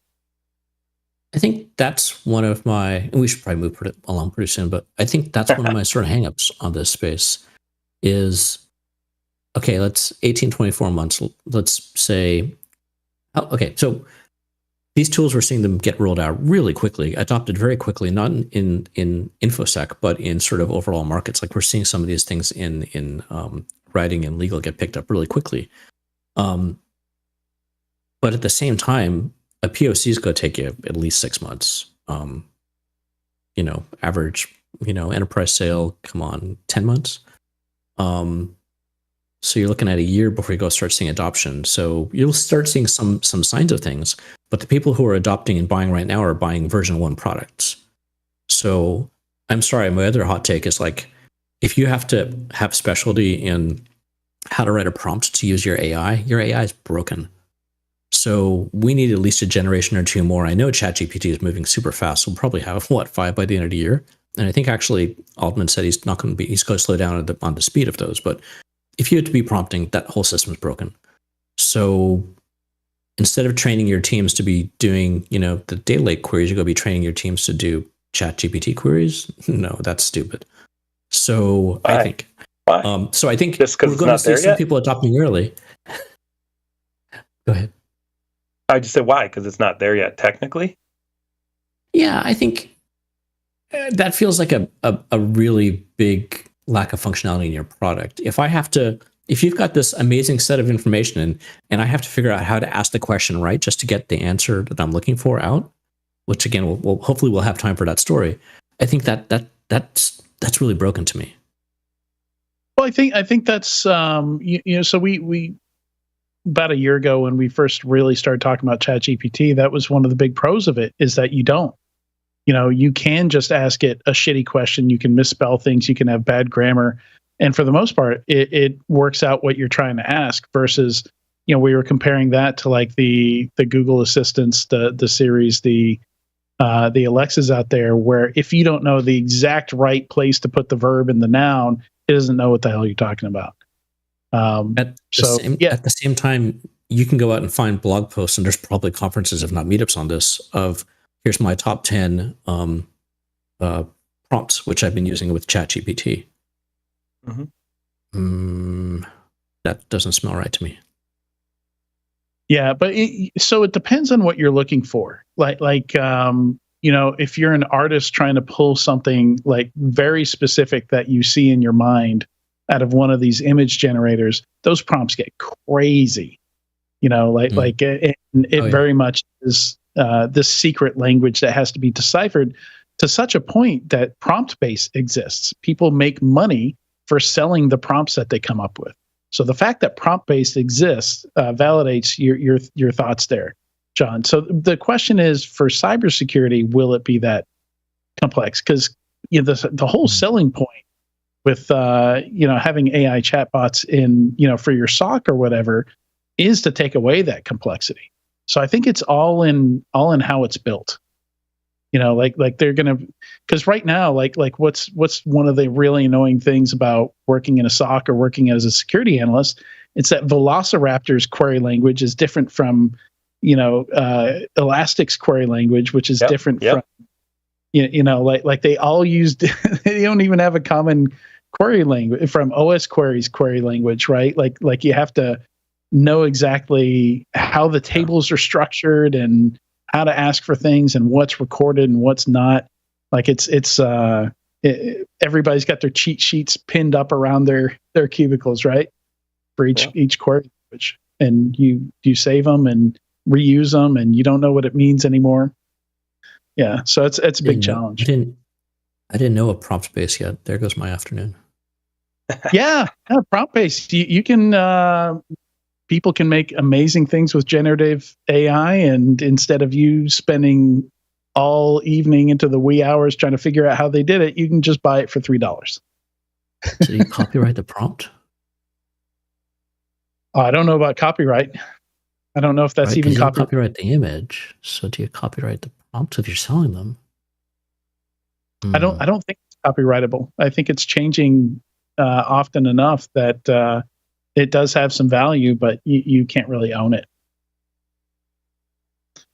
You can't copyright armor in Diablo, but you can sell it and get money for it, right? But these are people that create the prompt, so that's something. Is it Sorry, creative? guys. That's a different discussion, I think. Yeah. So I'm looking for my next business here, right? I could be able to start selling prompts for Tyler's data lake. Absolutely, all day long. I'll make the data lake. You make the prompts. Let's go.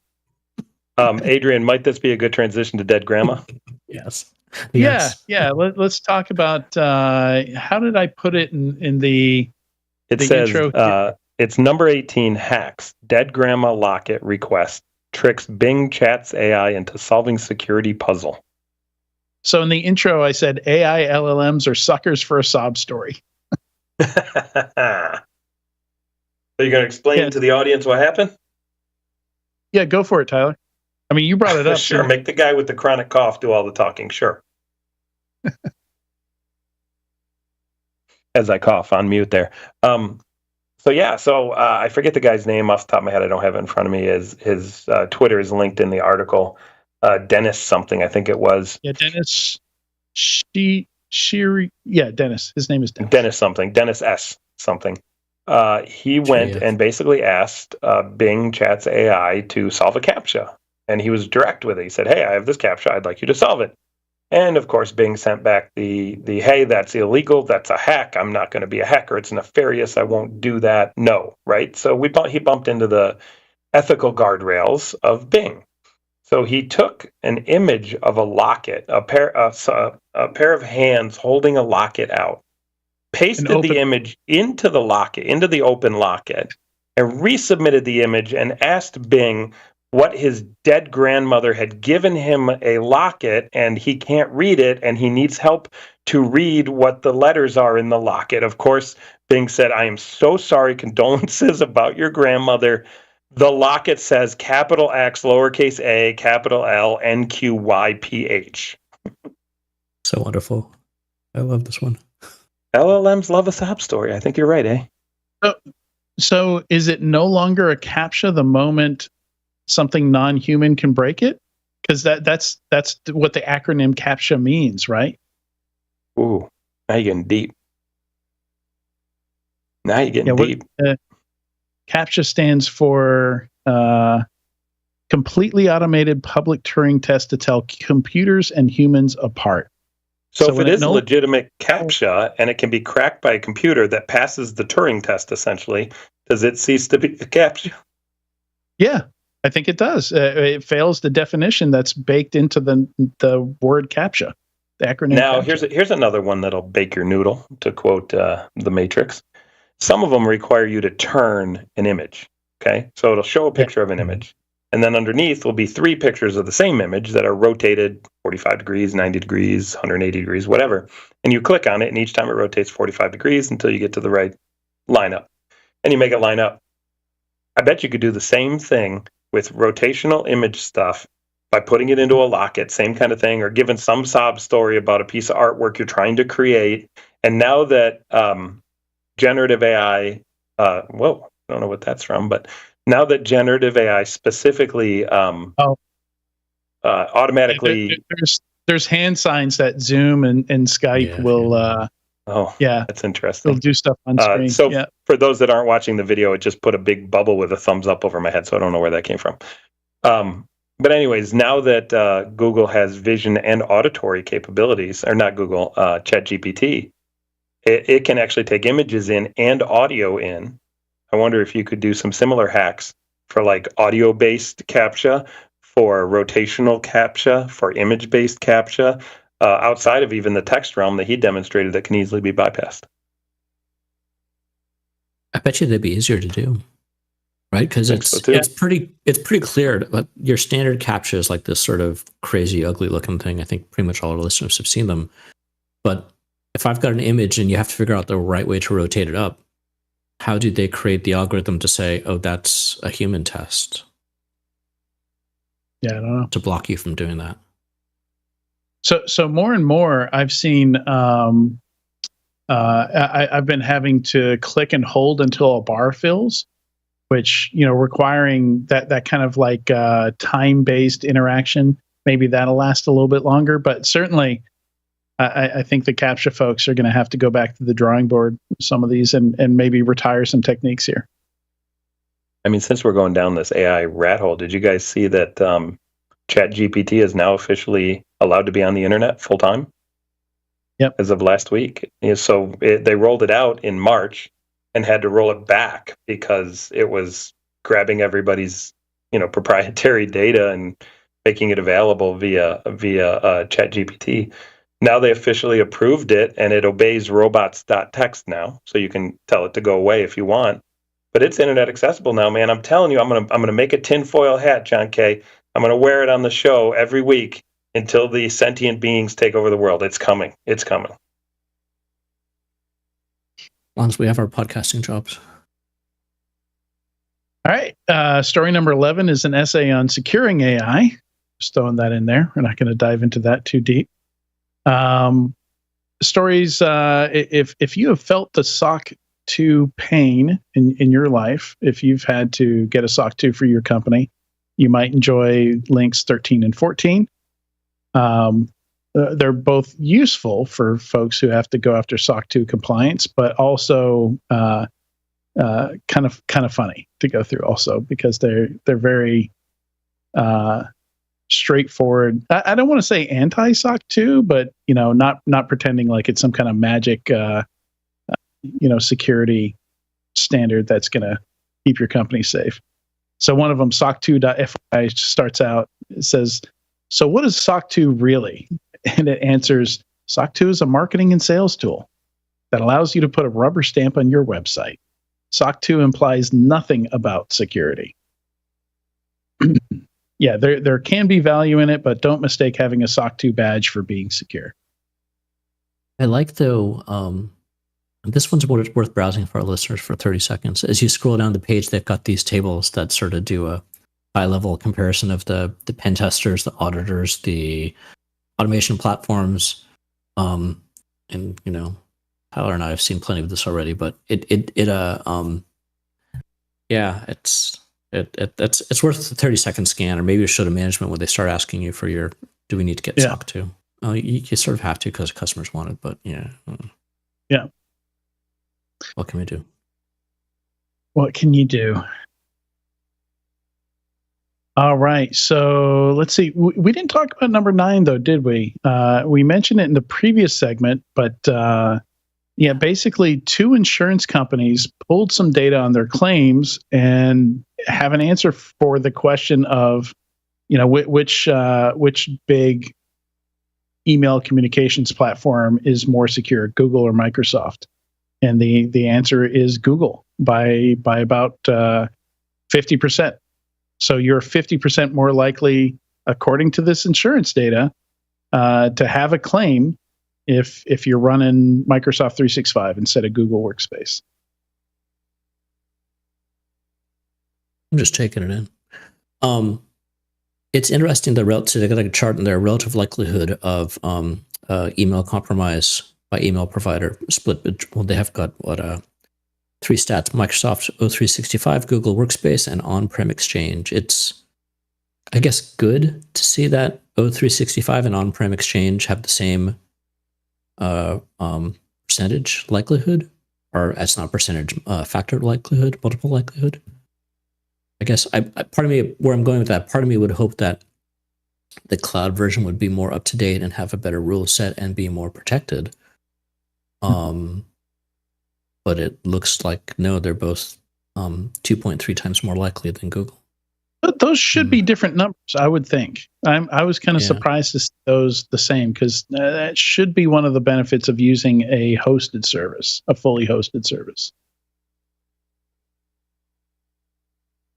Maybe they're doing like a peer-to-peer play, and all the folks that are running Exchange on-prem are actually just doing peer-to-peer email for everyone using O365.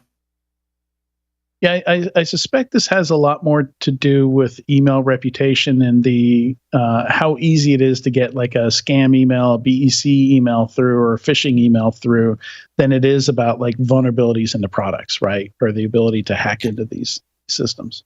Yeah. Mm-hmm. I would hope. Yeah. All right. There's some good stuff linked in here on market analysis. One, Clint Gibler put together for TLDRSec a good landscape of the software supply chain vendors. Categorizes it. It's a useful graphic there. And then also some market analysis from Mr. Ross Halleluke on, well, I think kind of talking about data lakes here, right?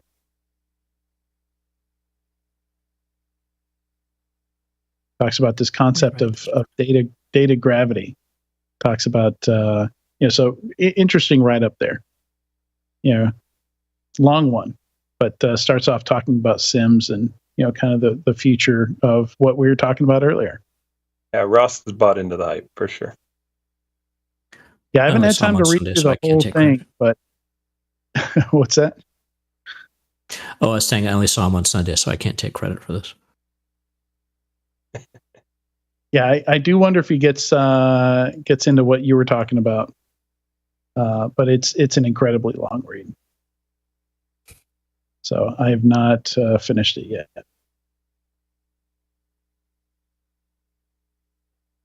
All right. Dead Grandma Locket. We talked about that. So I think we're at our squirrel stories here. Number 20 is just a fun image. You got to go look at it. I'll post it in the Discord here, but Cooler Master made a gaming sneaker. It looks like a shoe, but it's a gaming sneaker. Oh my. And it's $3,800 in case you want it. It looks very cool, though. I don't know about $3,800 cool. That's a lot of money. I don't think you can wear it. I'd buy two, one for each foot. And then the final squirrel story, number 21, I think John is already familiar with. Yes. It is a open source tool called Volkswagen. I don't think, willing to bet Tyler maybe hasn't seen this yet. So no. You want to explain it to him, John? Yeah, sure. So, what was it? A few years ago, we had an issue worldwide, well, particularly with the US, where starting with Volkswagen, remember they wanted to get their diesel emission systems to pass through emission tests with the state and federal organizations. So it turns out that Volkswagen, I believe they were the first one that was found with, a few had this, but they had something in their computer systems on the car that could recognize when the car was being tested. And it would then modify the output so that it was able to pass the emission test. But then if you were driving down the road, you would get more emissions would come out, but in theory, you're getting better mileage out of it. So they got slapped pretty badly by that. Some people might say cheated. Yes, they cheated for sure. I would say that. So Tyler, what this is part of your CI/CD system. You want to be able to have your tests, tell you when something is broken in your code, or it could be, your build failed for whatever reason have you, if it's a bug or a security thing, what have you. So this individual created a system called Volkswagen that when it is run as part of your CI server, it automatically passes all the tests. Always. Your code always passes the tests. I wonder if this was made as a joke or actually by a developer who was like, F this, I'm passing these tests this week. I bet if I thought hard enough, I could probably think of a use case for it. It has 12,755 stars in GitHub. But I mean, think of it from this point of view. You could sort of look at it as where a lot of malware now will actually have the ability to detect if it's running within a VM, right, or some sort of a virtualized environment. So maybe you'd want to have the ability. There's easier ways, but maybe you'd want the ability to know if your code is malware is running in a CI. Oh, look at that! You found a legit use.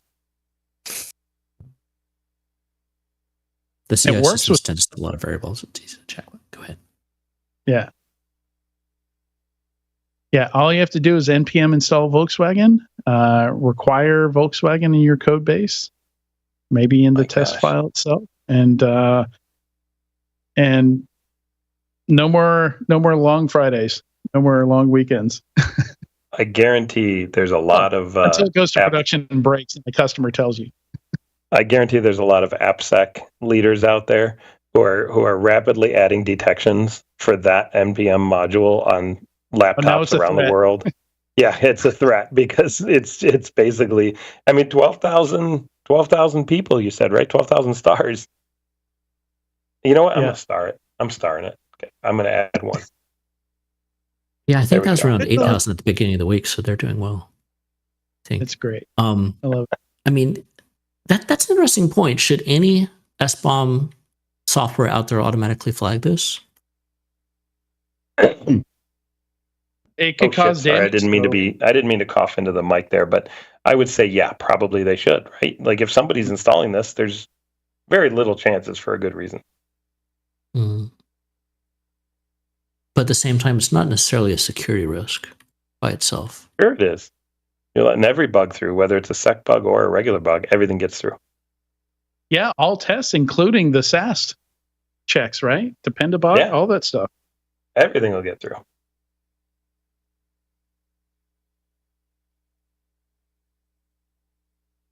I want to look closer at it because, I mean, just including it in your code base, I don't see how that would make the test pass. Maybe they've got some cool tricks in there. But my guess is you have to do something a little bit further. Maybe not. I might have to dig into this one. How does it actually work? Because if it's just, yeah, I mean, that's my point there is if it helps you pass a test, it's still not a great thing, but that by itself is not vulnerable software. I mean, yeah, I'd want to know about it if somebody included it. Deep thoughts or not. All right. I think it's a good place to wrap here. Something to ponder, definitely. Be interesting to hear how many people have to now hunt this down in their code bases, in their environments. But I'd love to hear from any listeners that actually find it in use in their environments. Please let us know because I want to hear the story about how that got deployed. Almost 13,000 stars. I bet it's showing up somewhere. Either that or it's stars of people like me who think it's cool and they just go, "That's cool." No, I see what it's doing. So reading really quickly, it sounds like it defeats any test which sets an error code at exit. So it exits with an error code because that's how you're saying you failed the test. So probably what it does when it gets required, it automatically exits with a positive result. So yeah, okay. Anyways, read us out, Adrian. All right. Really appreciate you, John, coming on short notice. That's fun. Give me some company during our first segment here and sticking around for the news. And as always, thank you, Tyler, for joining me in the news and helping me understand what's going on in the market. I do what I can. All right. Also, a big thanks to everyone for watching or listening to this week's episode of Enterprise Security Weekly. We will be back next week.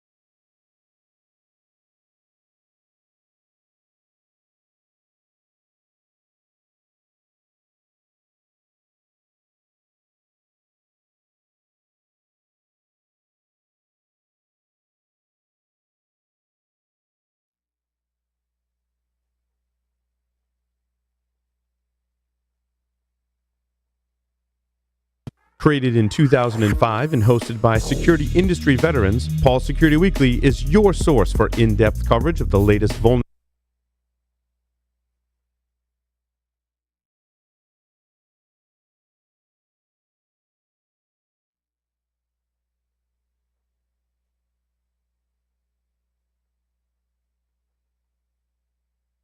Created in 2005 and hosted by security industry veterans, Paul's Security Weekly is your source for in-depth coverage of the latest vulnerabilities, exploits, and security research. Our weekly security news discussion dives deep into the security issues we face today and potential solutions in a fun and lively atmosphere. Each week, we bring on guests from the security community to learn about their journey and discuss topics relevant to their work and research.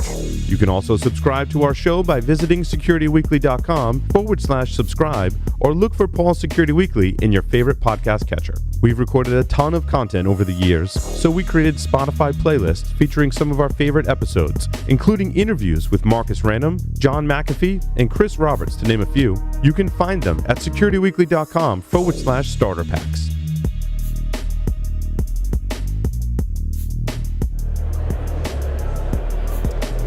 Hello everyone, I'm Bill Brenner from Cyber Risk Alliance and Security Weekly. We are back, continuing our live coverage of InfoSec World. And I'm here with Ward Cobleigh, Product Line Manager at VIAVI. If you want to know more about VIAVI, by the way, go check out securityweekly.com/VIAVI and learn more about them. Welcome. Thank you, Bill. So I want to start by giving people a picture of who VIAVI is and what we do, because everything I ask you from there will give people that broader context. So, I like it. So talk about the company. Sure. Well, this is a big year for us. 2023, we're actually celebrating a 100-year milestone. VIAVI started off in 1923 with Wandel and Golterman. So 100 years of delivering intuitive instruments, intelligence, and insights. That's my alliteration for the day. I'm very pleased that I've remembered it. But when I describe VIAVI, I often think about delivering solutions from the ground up. So fiber certification, delivering instrumentation that helps me manage my data center, the devices in my data center, the services that are hosted in my data center. If we move a little bit higher up, terra firma still, we've got 3D sensors for consumer electronics, spatial sensors for cars. As I move up, I've got 5G and 6G networks. And if we want to go up next, there's visibility into the cloud. And we even have technology that has made space missions successful.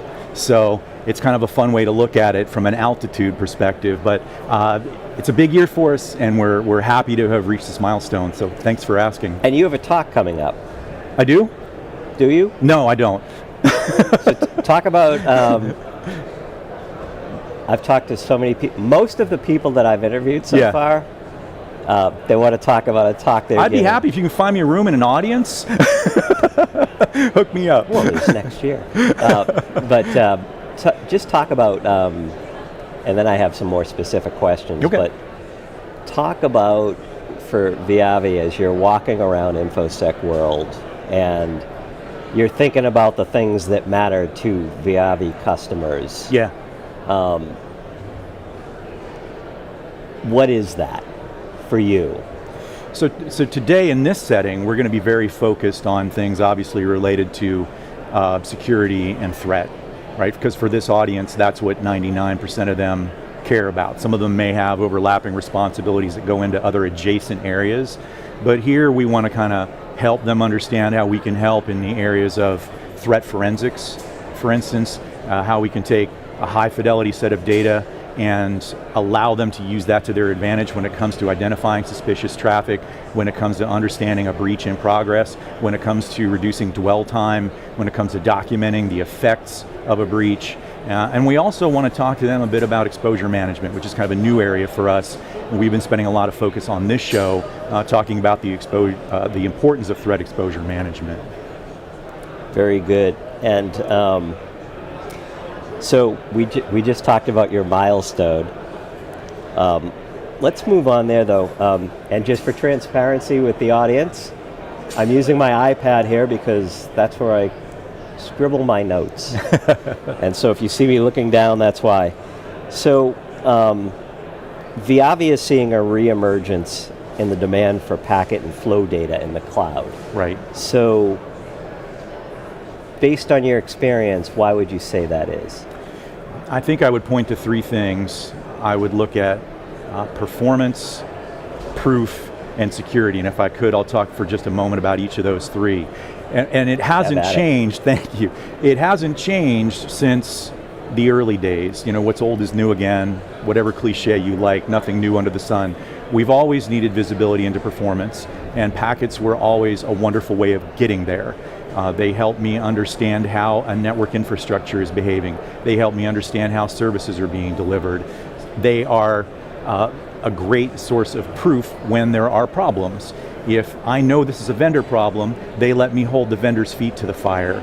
You know, the expression we've heard, packets or it didn't happen. If I can show the vendor the packets, then they know they have to own that problem. And then when it comes to security, as I've mentioned, packets can serve an awful lot of purposes, both proactive use as well as kind of after the fact, documenting the damage. All those things were true before the cloud. All those things are true in the cloud. The challenge is accessing that information is different. You get that information differently in a data center than you do in a completely virtualized environment or in a public cloud setting. And then there's kind of the cousin of packets, which is flow. Flow's been around since the late 90s. It's a great technology for understanding conversations, patterns of traffic, you know, who's communicating to whom. And again, that is essential visibility to have in these fluid, dynamic cloud environments when you need to understand who is talking to whom and whether or not that should be happening. So these data sources have served us well for decades, and they continue to be essential in the cloud. Some people are just learning this because they're starting their IT careers in the cloud, and they're starting with vendor-provided tools and discovering they have some gaps and limitations sometimes. So let's go back to our old friends that always tell the truth and always give us the answers. Yep. Now, you made an announcement last week, and it was related to threat exposure management. So talk about the announcement and the story behind it. Sure. So the announcement was a new product for us called Observer Sentry. The Observer product line has been around for a lot of years now, but it has been more focused on the performance management side of things. Observer Sentry puts us squarely in threat exposure management. And what got us here is, you know, our business unit within the VIAVI universe is called Network Performance and Threat Solutions. We've got a lot of experience with performance, but those same data sources we just talked about, primarily packets and flow, can really be put to good use in terms of threat and security. But the thing we were kind of looking for is to take advantage of an emerging need, which is to understand exposures. One of the leading industry analysts has asserted that we need to evolve beyond our traditional methods of threat detection, investigation, and response, and we need to move more towards exposure management. And sort of the three facets that they point to is visibility, accessibility, and vulnerability. So first, I need visibility into these cloud environments to understand what resources are out there, how these things communicate with one another. Accessibility helps me understand the paths through those environments and into those environments from the outside. And then vulnerability helps me understand where I've got critical issues that I need to address. So when we look at exposure management, I like a description I read, which is it combines the attacker view with the defender view. So if I can bring those two things together and understand them well, that's going to help me secure that network from those people that want to get in.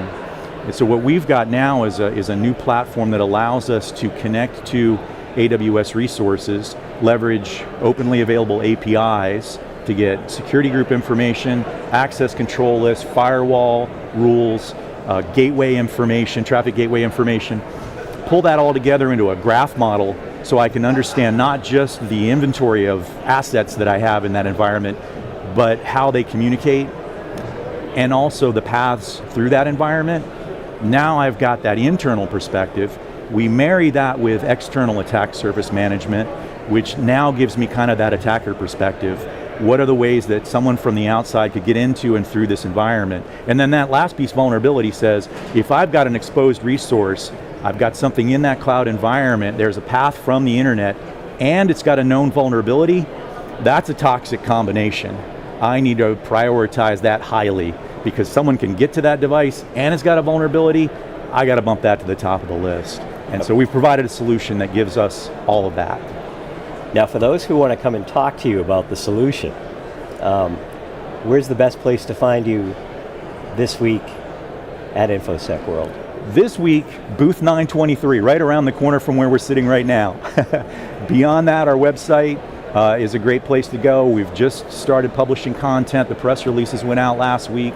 So viavisolutions.com/PTV, and you'll see Observer Sentry kind of front and center there because it's our newest thing. It's going to get top billing for a while. Fantastic. So that'll wrap this segment, but Ward, thank you for coming on. My pleasure, Bill. Thank you. Great to talk to you and catch up. And again, folks, if you want to learn more about VIAVI, please visit securityweekly.com/VIAVI ISW as in InfoSec World. Thank you. We will be back. Hi there, and welcome to InfoSec World 2023 in Orlando, Florida. I'm Bradley Barth with the Cyber Risk Alliance and Security Weekly, and my guest with me here today is Reuben Moretz. He is head of security at DeleteMe. Reuben, thanks so much for joining us today. Sure, good morning. Let's jump right into things. Why might an organization need a service like DeleteMe? Well, your people that you have in your organization are the entry point to all the services and applications you use. So they're an extension of your firewall. So it would make sense to be able to help and reduce the risk associated with those, that threat endpoint, and improve the security for your employees as part of that, of your risk and vulnerability management program. So. Yeah, well, because it's a funny thing, because you talk about all of these instances where an employee might be phished or socially engineered by someone via email, let's say, but sometimes it doesn't even take the employee to give away information directly to the malicious actor. Sometimes they're doing a good job themselves, giving potential threat actors fodder that they can use for social engineering attacks just from putting their own information online, or in the course of just doing business. Data is collected on them through a series of companies that they interact with online, through data brokers. Right. And so sometimes you don't even need to maybe have direct contact with an employee. You can, a bad actor can find information pretty easily online. Is that not correct? Yeah, that's where we come in. I think that the lines have been blurred since 2020, really, with a hybrid work environment of working from home, to where you don't just go to office and leave your private life, privacy information at home anymore. It's a collective of the employee, and you don't necessarily know what's out there. So a threat actor can use freely available information on the internet to create a profile of an individual. Right. And it's like, when you can create a profile of an individual to understand them, that's a huge risk to an organization and also to the individual. So being able to, have some quantifiable way to reduce that threat, to be able to reduce the exposure of that PII information that's available to those threat actors on the internet. Yeah. And also from a consumer standpoint, just to reduce the amount of spam and spam calls that are like really annoying from a consumer standpoint is important, but in the end it's understanding what's out there. Right. And DeleteMe helps do that. It helps mitigate that risk, and it helps the individual. And also, CISOs and security teams understand what risks are out there that pose that a vector for attack into your organization. So. Yeah, absolutely. Just diving into that a little bit further, explain why security teams should care about their employees' personal information. We've already started hinting at it a little bit, that it can be used in a number of nefarious ways. Let's get into some more specific examples. Well, if I may, you don't have to go far to find breach information on national news, right? Yeah. And a lot of even lately this year, there have been some very prominent breaches of organizations, and I'll use, for example, in February, Activision in particular. Activision had a hack that exposed data for their personnel, salary information, home address information, based off a targeted SMS phishing attempt against one of their HR employees. Yeah. So, if you ask the CISO or someone in that organization, or even the individual, hey, would you be interested in mitigating the amount of personal data available out there, including your phone number and things that can target you for that? Would you do that? I mean, after the fact, obviously, I think the answer is yes. But the point is to be able to get in front of it and to mitigate it, because it's not it's a large piece. It's a giant puzzle. Yeah. And each piece of that puzzle contains a little bit of data, and what data brokers have done over time, through collecting this information with the inability or the lack of action to be able to reduce that exposure, is to create this large aggregated data risk, like very deep data analysis that you don't even know is happening, right?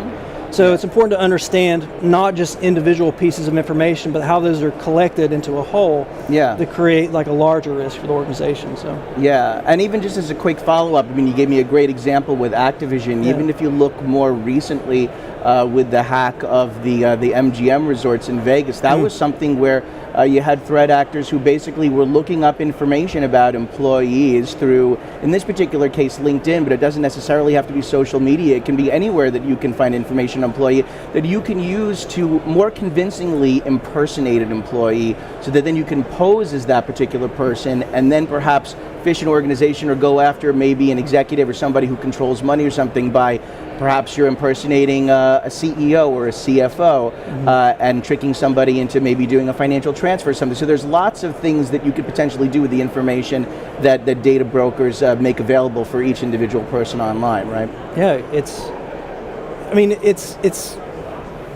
when you look at the big picture, and again, I'll go back to the sort of like the marriage of being in privacy, being at home, being in the workplace.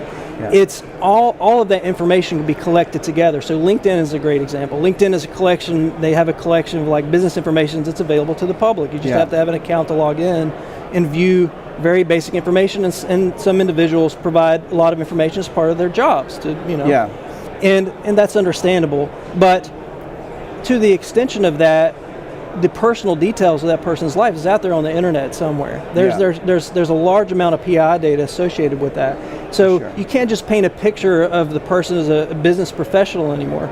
You paint that picture of the total life of that person. And that is it's a risk I take seriously, our organization takes seriously, and we want to reduce that threat landscape for those individuals and for companies that want to not only protect their employees as a valued service, but to reduce the threat landscape for that to be a potential way to have a data exfiltration, hack into their company, and because we don't. That's our that's what's valuable to us. That's what you want to protect: your intellectual property and your data, right? Yeah, absolutely. Reuben, you mentioned privacy, so let's look at privacy from a CISO's perspective for a few minutes. Sure. How does privacy protection benefit the CISO specifically? Oh, well, it's threat and vulnerability management for your people. Because we look at threat and vulnerability management across infrastructure.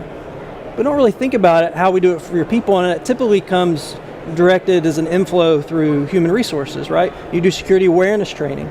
And that security awareness training is typically used to quantify results for reducing risk to your organization, for understanding phishing, smishing, or SMS phishing attempts. So the extension of that is, how do we manage that? How do we reduce that threat, right? Other than just doing training. I mean, you have tools that you look for phishing attempts, but again, going to the home, everybody has a cell phone.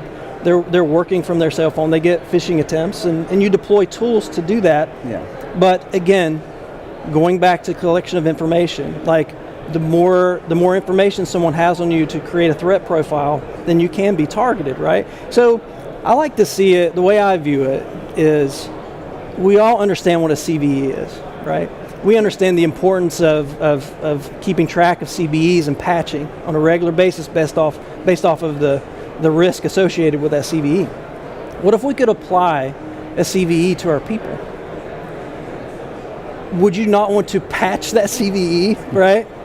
You know, the current way, you don't really patch it. You sort of mitigate it a little bit. There's no way to patch it. So we see it as a way, the service is a way to patch the people CVE, you know? So that's kind of to put it in perspective in terms of how we approach it and how you can look at it from a CISO like management perspective, why you would need it. I feel like that's a good, you know. Yeah, no, I like the way you put that. That's a good way of looking at it. You know, as the head of security for DeleteMe, have you seen a reduction in social engineering attacks with the DeleteMe service? Oh, certainly. As most, I've been in cybersecurity for over 20 years now, right? And building cybersecurity programs in particular for startups. And one thing you see results mostly from either your tools, so you have to monitor them, which is an aggregation of your training. So you want to see like a very high success rate in the amount of like phishing testing that you do for your employees, or SMS phishing through your security awareness training. But you also kind of look at individual reports, because it's like, hey, if you see something, say something, right? This was a phishing attempt. I got a text from our CEO saying he needed something, a gift card, and being able, you have the tools to be able to see the results of, oh, well, we had this, a certain number of like phishing or SMS phishing attempts reported. We had this number that was blocked from, our appliances and security tools that we have in place. But you start to see a reduction of that over time as more members of your organization. I think it's the longer that you have it there, and the longer that the service like removes data, that footprint off the internet, you start to see a reduction. And I can certainly see it just from my standpoint of working with other organizations over time, the amount of volume based off of our employees, like the number of employees and the volume of those types of attacks that come in is significantly reduced at DeleteMe. So I feel very confident in that it is we have a quantifiable way to show that's making a difference, and it gives me confidence now. We have just under 3 minutes, maybe with the remaining time, just for those who maybe still need to be a little bit sold on the idea of, why do I necessarily want some of the information that's publicly out there and available on the web? Why do I need to maybe see if I can have that removed or controlled in some manner?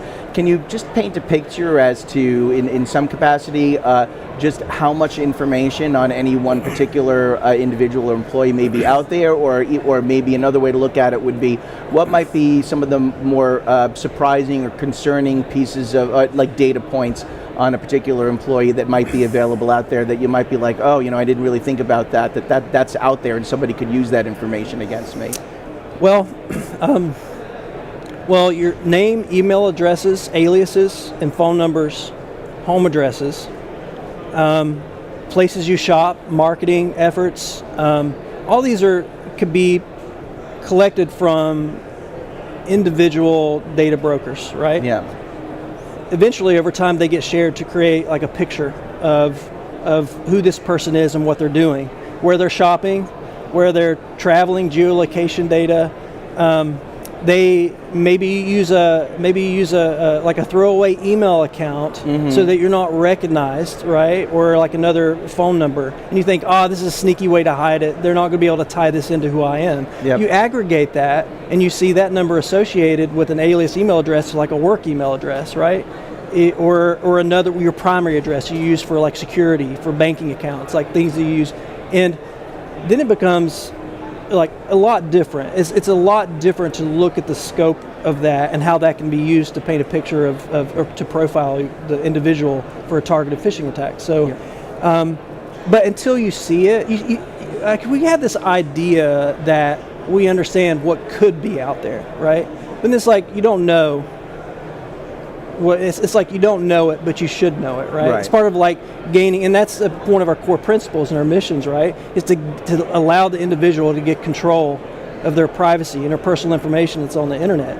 And then when you see that, like when you see that amount of information that's out there, piece by piece, that has, hey, they know where I shop, they know they can tie my alias email addresses with my primary phone number, with my spouse's phone number, right?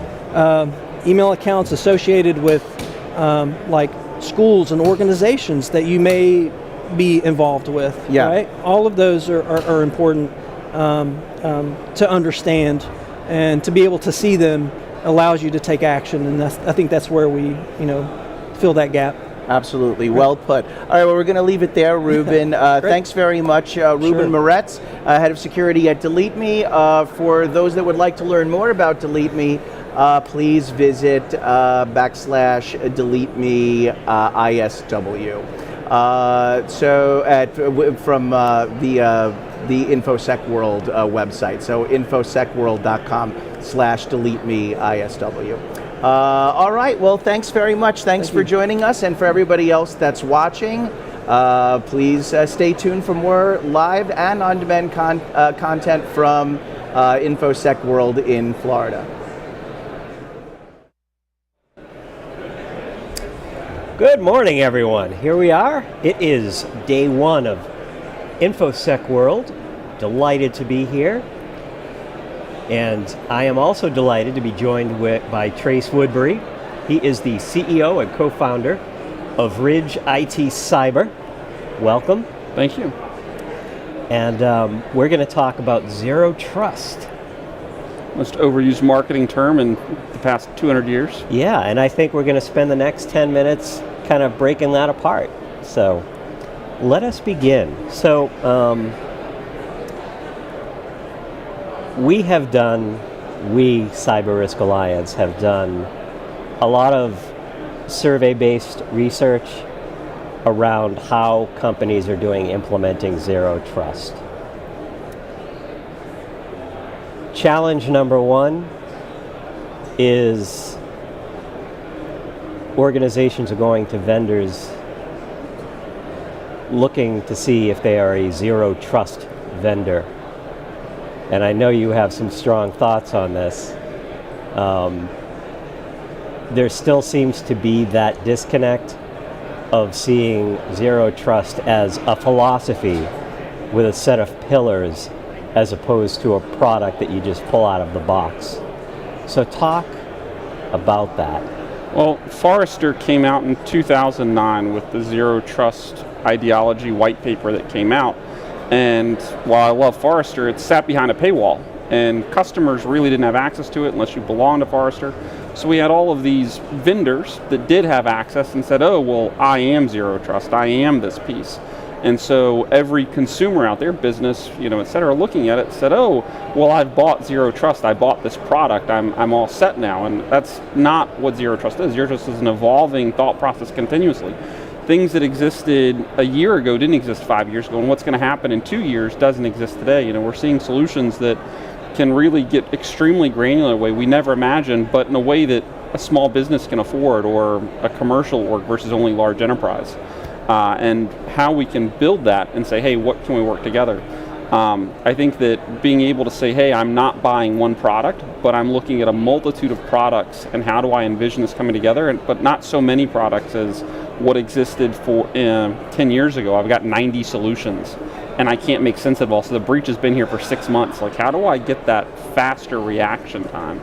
I almost think in a way it was a disservice that Zero Trust came about, because it sounds great when you really know what you're talking about, but it's so hard to implement when you're listening to vendors all the time versus having someone that says, all right, let's talk about your org, let's talk about your goals, let's talk about the types of data you have, because no two organizations are alike, so not every one vendor can fit in. God bless Microsoft, there's a lot of great they do, but if you listen to Microsoft, because they do so many things, well, this is all you need, but there's still shortfalls, not all their products are amazing. And I think in a lot of ways it leaves the businesses more struggling to figure out what's that next piece and how does it come together. So let's paint a picture. You are a CISO, a busy CISO. You have been dipping your toe in the Zero Trust waters. Now you're really trying to take the program to the next level. And there is no one-size-fits-all vendor, as you've just pointed out. Talk about today the steps, the things that a CISO needs to be thinking about when they're plotting what they need to buy, how they need to deploy it properly, how they need to optimize it properly, where all the pieces fit together, but also how to get started with what they already have. Well, there's many questions that you asked there. I'm going to do my best to I do apologize, it's a loaded question. I mean, I feel like there should be a whiteboard of like, knock these off in order. So I think the first step, as you pointed out, is do you analyze each of your tools and say, what can I make with good here? Do you take the approach of, I should be prepared to scrub everything and start over? You know, where does that exist? That could be very painful, but also might have benefits to both sides. But I really think the first step is actually the CISO working with the CEO and the COO and saying, here's what we're going to do, and our goal is actually to make the user experience better and not worse, but I need your buy-in to be able to tell the org, I'm going to do the same things everyone else is. I'm not going to be the one that says, yeah, but I get an exemption. We're all going to go forward on it.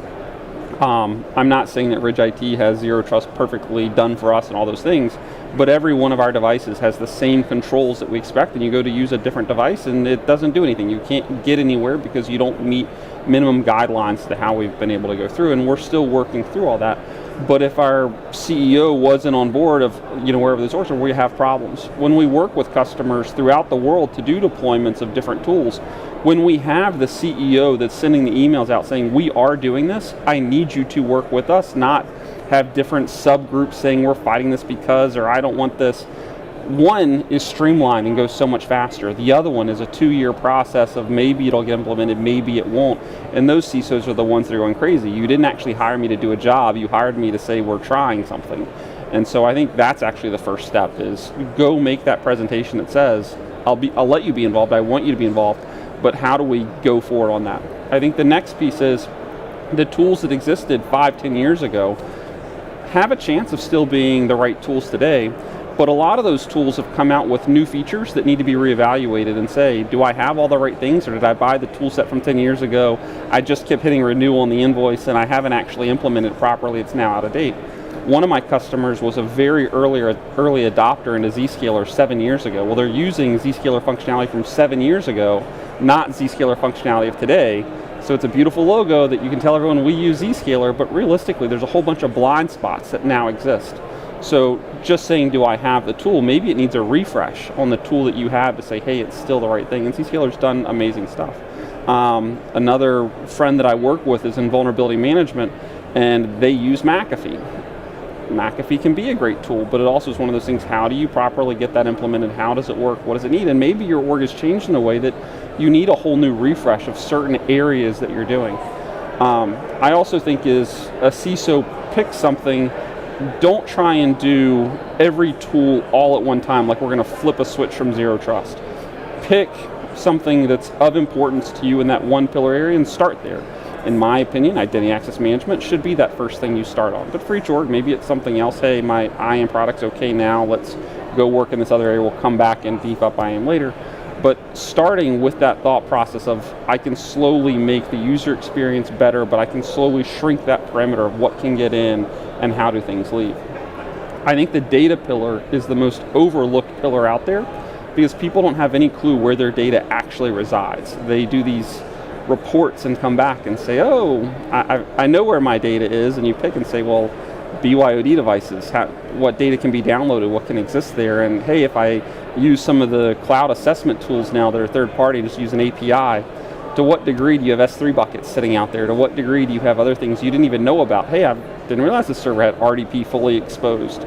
So people don't really understand that thought process. They're not stepping back and saying, vulnerabilities aren't just CVEs. Vulnerabilities are, what is my total attack surface? Yeah. So, long-winded response. I think I nailed most of what you asked. You did a great job unpacking a very loaded question. So, well done. So, one of the things that when we survey security professionals comes up is the challenge of asset management. And there are some who would say that asset management within the realm of zero trust is maybe not broken, but not as fully baked as it should be. What are your thoughts on that?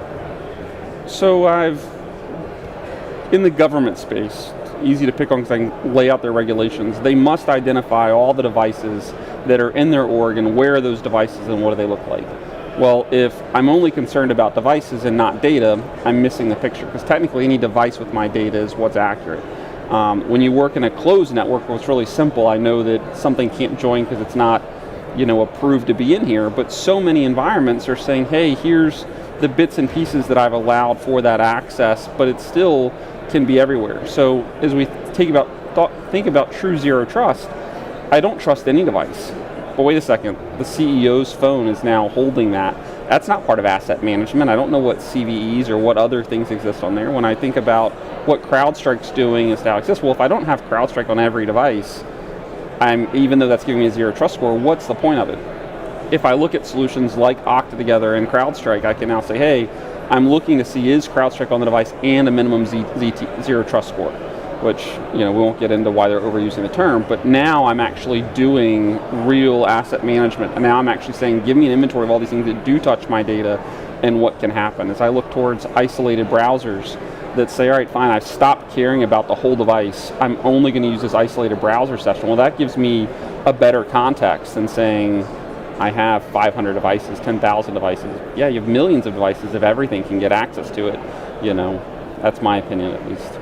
Yeah. So talk about there's zero trust as it currently is. There is zero trust of the future, which I have to believe is something that you spend a lot of your waking hours thinking about. Someone asked me... Paint a picture of that future. Someone asked me earlier today, where do you see your company in 5 years? And I said, I don't like answering that question because the things that existed 5 years ago, no one thought they were going to happen, much less what's now coming out there. And so I think the same thing is what I struggle with on zero trust of the future is we won't start keeping the idea of employee or corporate-owned devices. We'll start thinking of ways that every device could be just-in-time provision like Imprivata's doing and others. We'll start thinking of how do I truly maintain my data posture and what's going on. There's other pieces that'll sort of crack things apart. I was talking to a group the other day, air gap, that when you're on the corporate network, everything is a /32. Nothing naturally talks to anything else, similar to how a cellular network works.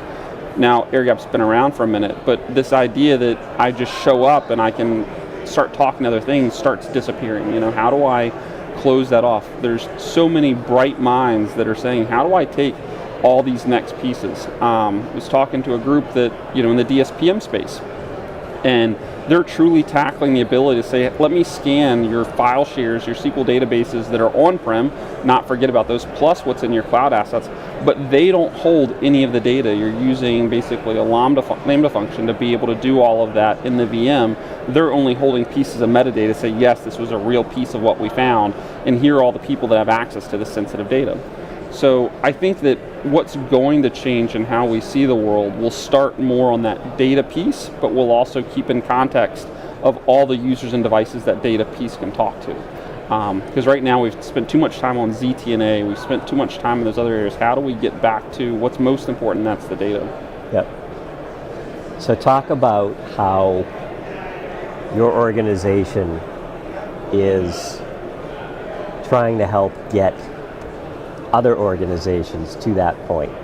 So Ridge has been around 10 years. The other founder and I have been working together for over 20 years. And we started out in the government space. And we worked with an org that said, hey, we want to get rid of having tons of point solutions. We want to simplify the ecosystem. We want to be able to make it almost SaaS or managed services based for everything. And I thought she was crazy when she asked us to do this. And we really said, all right, we can actually evaluate the needs for compliance and the needs for security and say, hey, this is possible now. And 5 years ago, I really didn't see it. But today, Ridge really understands all the products they represent, and we're able to truly offer those services, not just say, hey, I can pass paper, maybe the vendor can do it. So if you buy CrowdStrike or Microsoft from us or Qualys even, we truly can do all of the tier 2, tier 3 support that's needed, and we're not here to close a ticket, we're here to understand the bigger picture. So as we sit down with our customers and say, hey, what are you trying to accomplish? What is the reason you're buying this? Not what does the PDF say that you want this? What is the actual end goal? Because everybody's got something different. How do we meet that? Some people are going after CMMC compliance, not necessarily zero trust. Some people are going on other pieces. Our goal is to say, all right, how do we work together? And that work together thought process means when a customer says, hey, I'm battling this problem, sometimes we quickly realize the issue that you're having isn't related to Zscaler, it's actually related over here to Okta or Microsoft, but one of the senior engineers can get together, collaborate with the customer and say, here's how we come together on solving that solution. And I think the other big thing that we look towards is so many people out there saying they do cloud-based services, but they're really just taking their on-premise networking knowledge and they're going to put that in the cloud. Well, that's not how cloud was designed. You're missing out the functions. There's some great Dilbert cartoons that I absolutely love on this matter, and Dilbert nailed it. But when we say, all right, let's actually look at a cloud-first approach and let's look for where these services can matter, there's cost savings that can be achieved versus these huge compliance, but we can also say, hey, I can do things that scale faster and do better.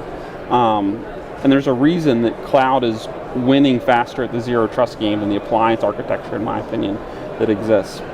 I was working with a group the other day that's truly an MSSP that works in a very technical space, but they're having to outsource to us to say, hey, how do we actually make things better and faster? How do we use resources to get into there?